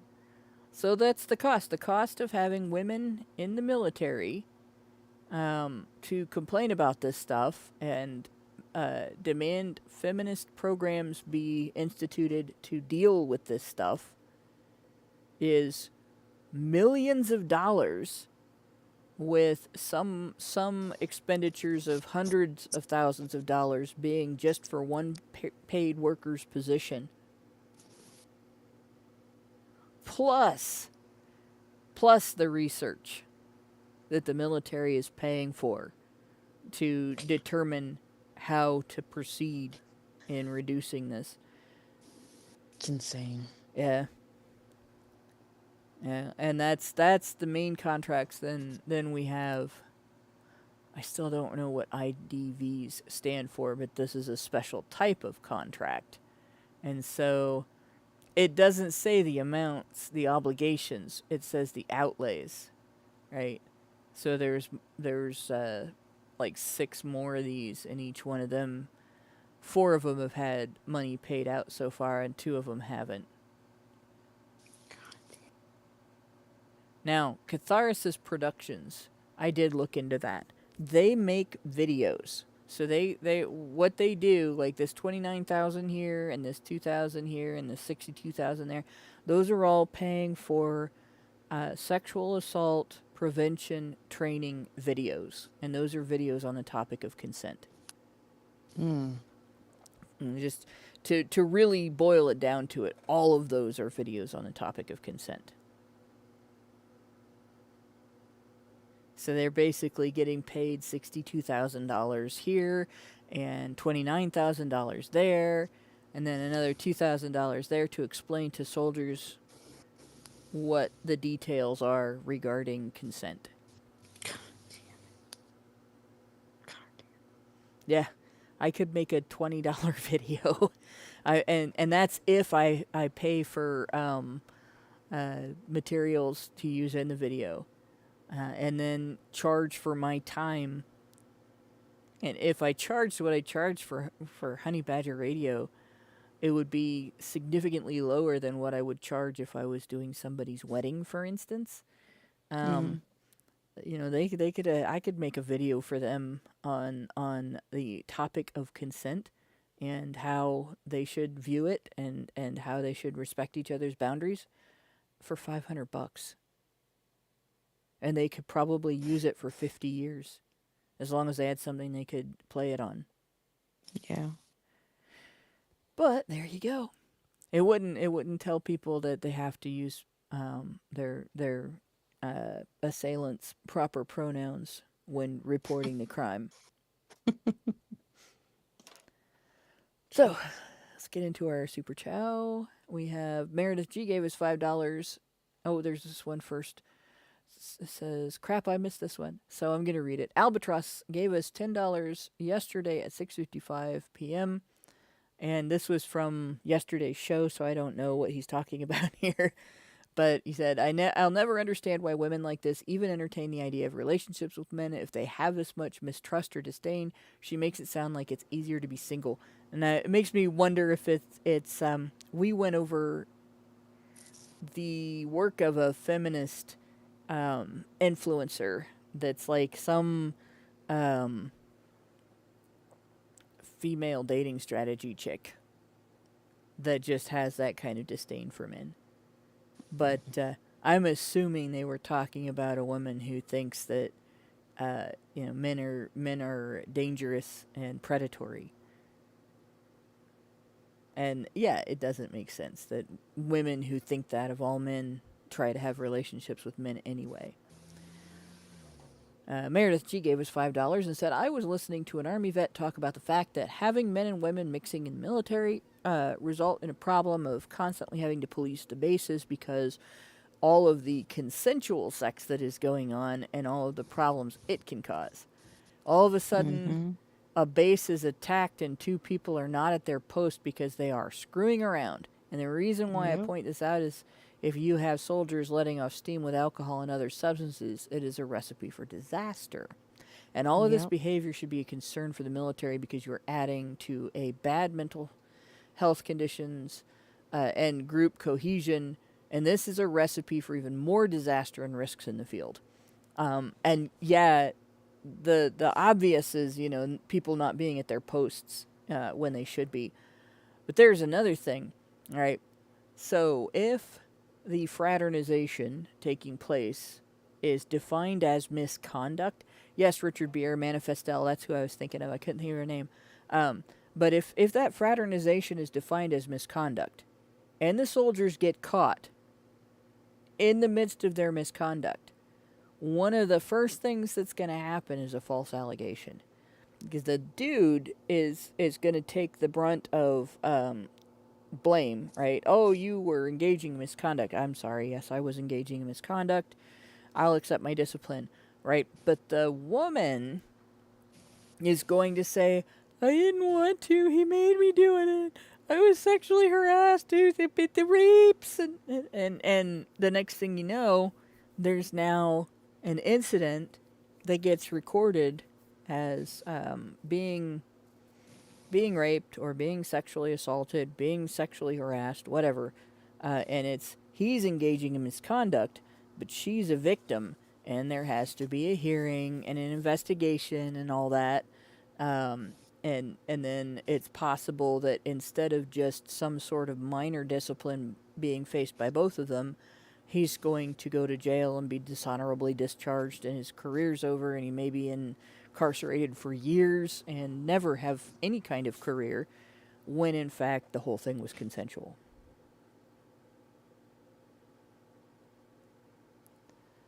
Then you also have the risk that if these people are in a combat situation together or any other danger situation together, because of the bond that oxytocin has created when they had sex, he's going to risk himself in ways that he wouldn't have risked himself for her safety. And she's going to rely on him risking himself in ways that she wouldn't have relied on him risking himself because it's romantic in her mind. It's a very bad formula. Meredith G gave us another $5 and said, for Carmelo Anthony, I think the point we miss is that in addition to the parenting problem, there's a problem that's created by taking traditional ways we socialize boys to become men. Yes, very much so. Compound it by feeding these boys a culture that glorifies violence, help to create the poor decision making that will lead to tragedy. Yeah, you have this combination of we don't allow boys to learn how to handle conflict on their own with each other, and we don't tell them how to handle conflict. We don't instruct them. And so when they have conflict, they don't know what to do. And then we also show them constantly media violence and music that glorifies violence and news reports that glorify violence and so on.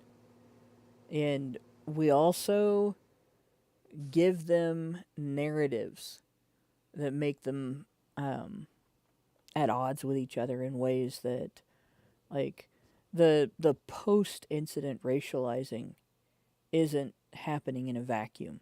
All right, the pre-incident racializing probably affected the decisions that were made in that situation as well. And so we are polarizing our youth in ways that Gen X had largely overcome. And it's a horrible thing to do to them, honestly. Yeah, absolutely. In 1990, those guys might have been much more friendly with each other. Oh yeah. Talking about their times and so on in the races instead. Undoubtedly. In fact, the only race that would have come up would be the ones they ran. Yes, exactly. My brother was the captain of his track team in high school. So I'm not unfamiliar. Yeah. And that's exactly what would have happened. But no, this is 2025, and all people want to do, even in this chat, is call him a nigger. You know what I mean? Because it makes you feel good. And it just makes me sick. It makes me absolutely fucking sick. Because again, just like what I told you in the beginning, they are taking this situation, and instead of focusing on the fact that there are two young men whose lives have been affected, not to mention the rest of their family, right? But we're taking this and making it a fucking black and white issue when it is anything but. Yeah. And that's it. I'm gonna step off of my fucking soapbox because apparently people don't like what I have to say, and I really don't care. I really don't fucking care. What are you gonna do? Put hands on me? Through the chat, I feel a little bit different. Yeah. If somebody can do that, I want to know how. But no, when it really boils down to it, this is an issue that Gen X somehow fucked up so badly raising millennials that they have turned our grandkids into this 1950s stereotype of racial polarization. Yeah. And it's very sad. Yeah. It's one of those things that hurts to see, because we had so much fun growing up, getting to know each other and being not like the history indicated we should end up, right? Being completely not giving a fuck, right? Okay, so you're gay. Okay, so you're black. Okay, so you're white. Okay, so you're Mexican. We don't care. Let's play football. Let's start up a band together. Let's have a good time. Let's have a party. Let's drink a few beers. Let's sit around and talk about what stupid things the people before us did that are have fucked up the government in ways that we're going to have to deal with when we're adults. And now that we are adults, our grandkids are dividing everything by demographic again. Mm-hmm. And it's heartbreaking. It's Yeah. like watching somebody. It's like knowing a person who has a serious addiction, like a heroin addict, and you see them through rehab, and you go through the pain of their highs and lows, and them almost dying and surviving, going through withdrawal and all of the difficulty and all of the financial expenses and everything. And they get out of rehab and they have a few short years of getting a job and paying their own rent and their own bills, and everything is all, normal. And yeah, they still have a struggle, but they're defeating the demon, right? And then you come home and find them dead on the living room carpet with a needle in their arm. That's how it feels to watch Zoomers tear down all of the progress that we made growing up. Yeah. Yep. Absolutely. It's heartbreaking. Yeah. What are you gonna do? I mean, Rant and rave about it. That's what we're here for. yeah. Yep. So we also had a super Absolutely. chat. Let me scroll back to it, because there it is. Okay, so Albatross gave us $5 and said, I can't think of anything cool to say, so here's $5.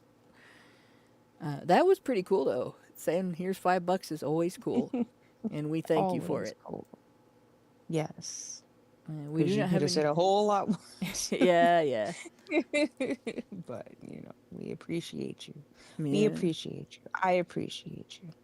Yeah. If that means anything. I miss making fun of how silly and stupid and funny racial slurs sound instead of using them. Right? People using them for, Right?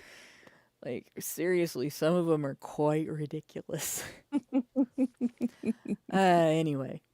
And Shadow Wolf 87, by the way, on Rumble says, I appreciate all Badger rants. It was refreshing to hear you rant, Lauren.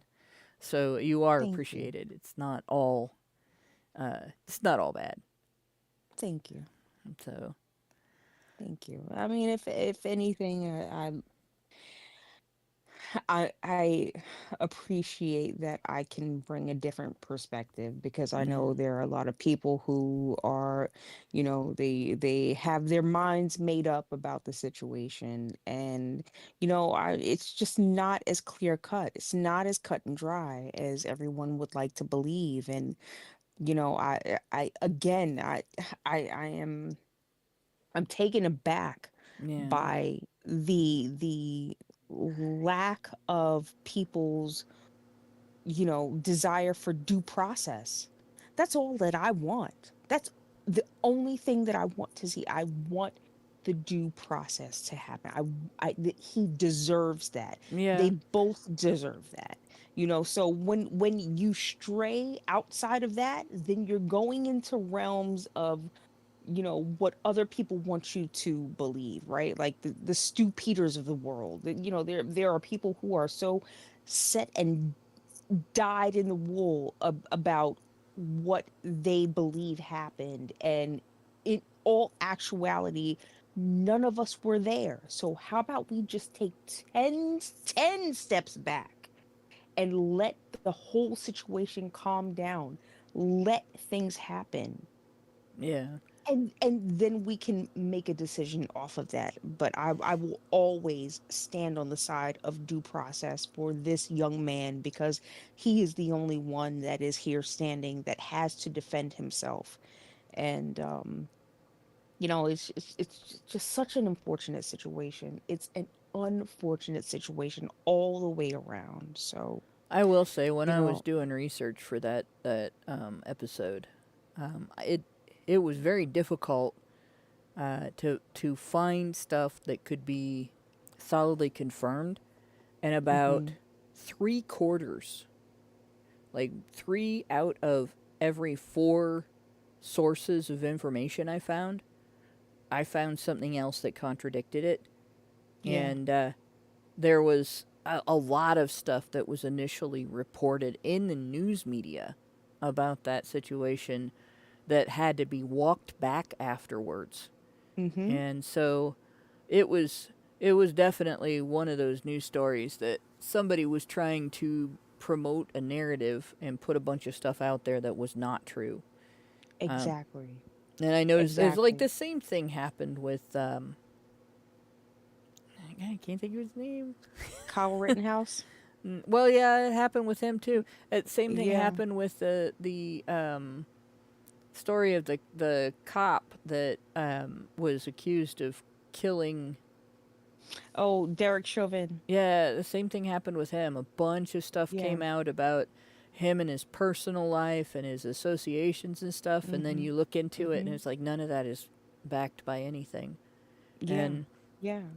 you know, there were claims about things the family was doing and stuff like that. None of it was true, and so it was very Right. difficult researching for this story because you couldn't get the facts without Right. getting a heaping helping of junk news that wasn't real news. Yeah, So and somehow our collective memory has just like an etch a sketch.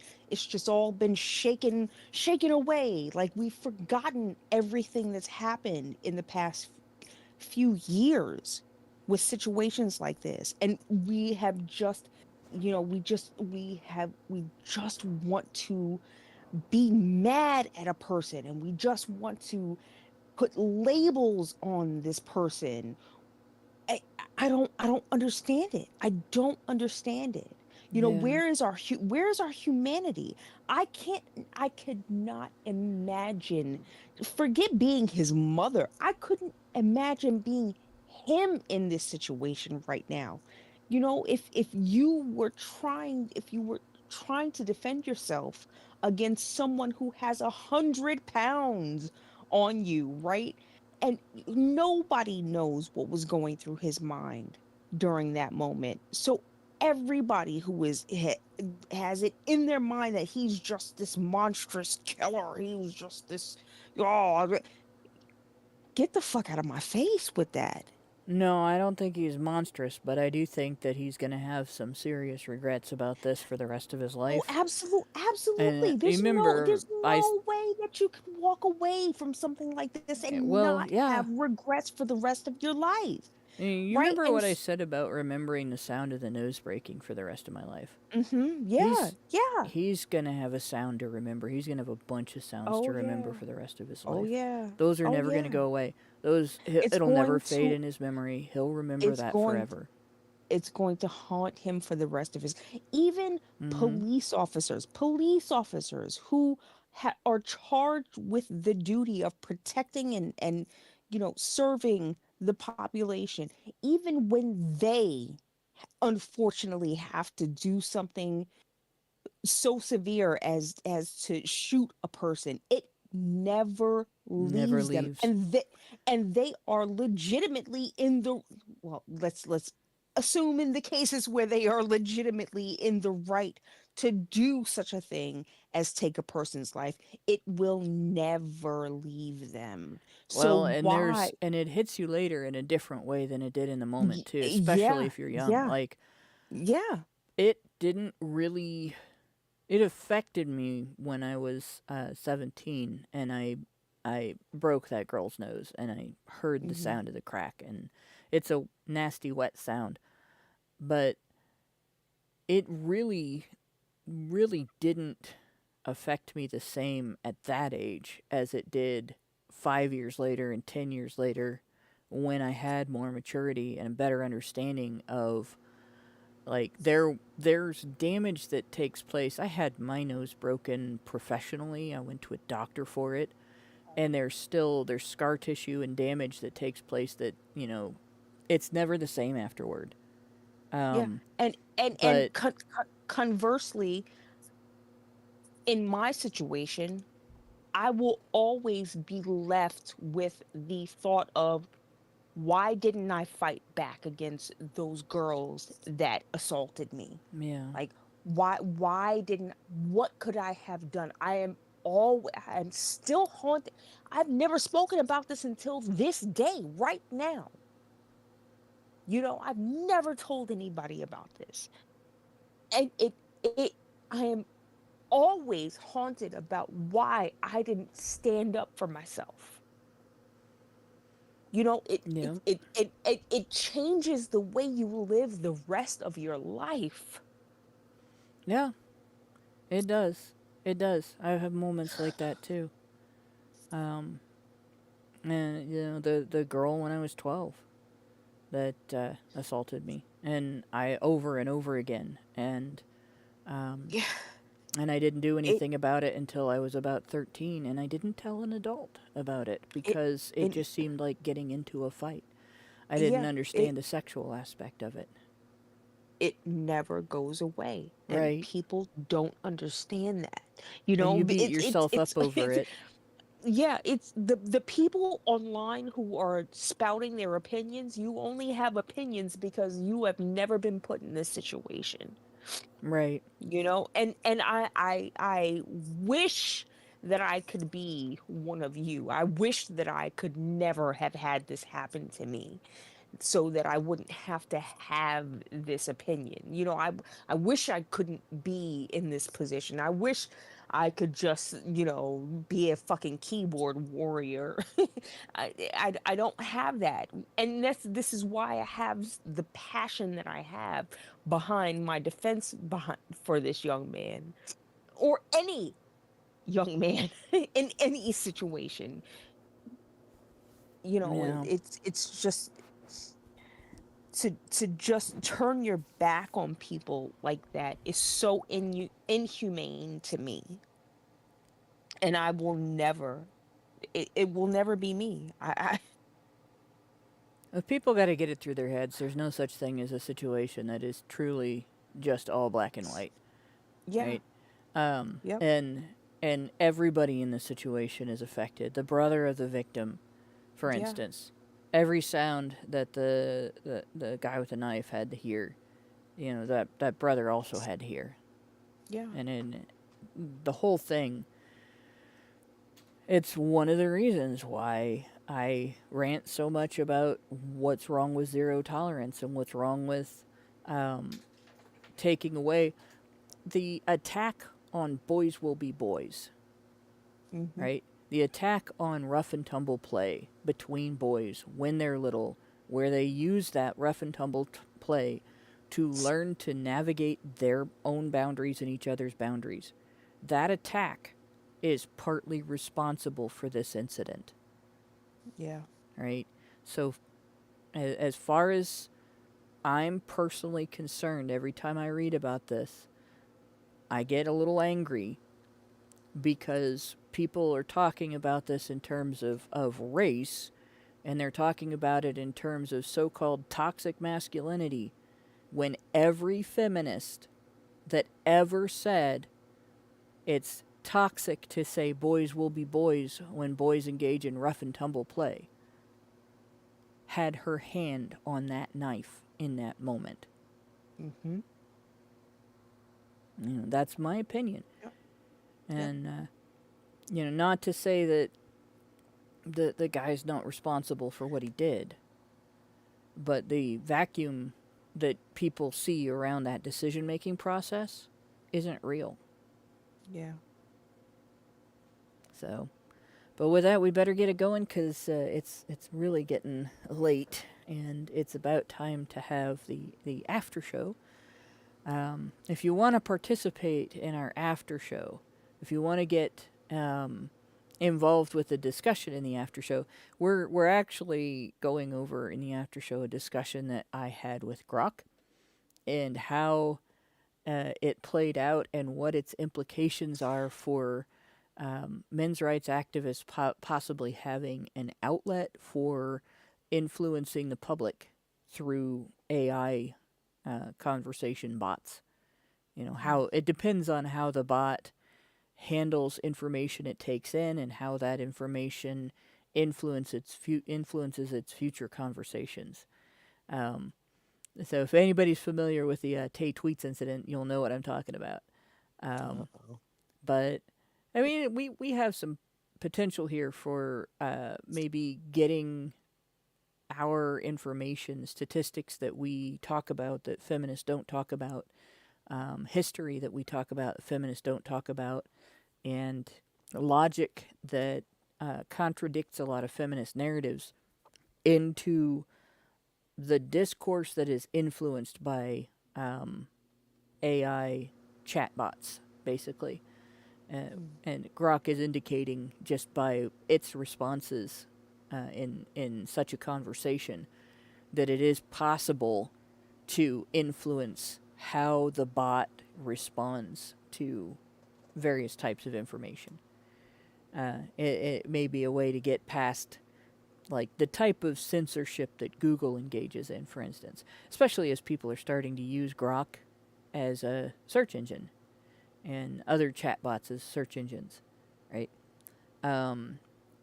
So, and if you want to be part of discussions like that, go to feedthebadger.com and you will find various options for supporting the Badgers, including options that allow you to be a participant, a listener, or a listener and participant in the after shows, the patron-only after shows.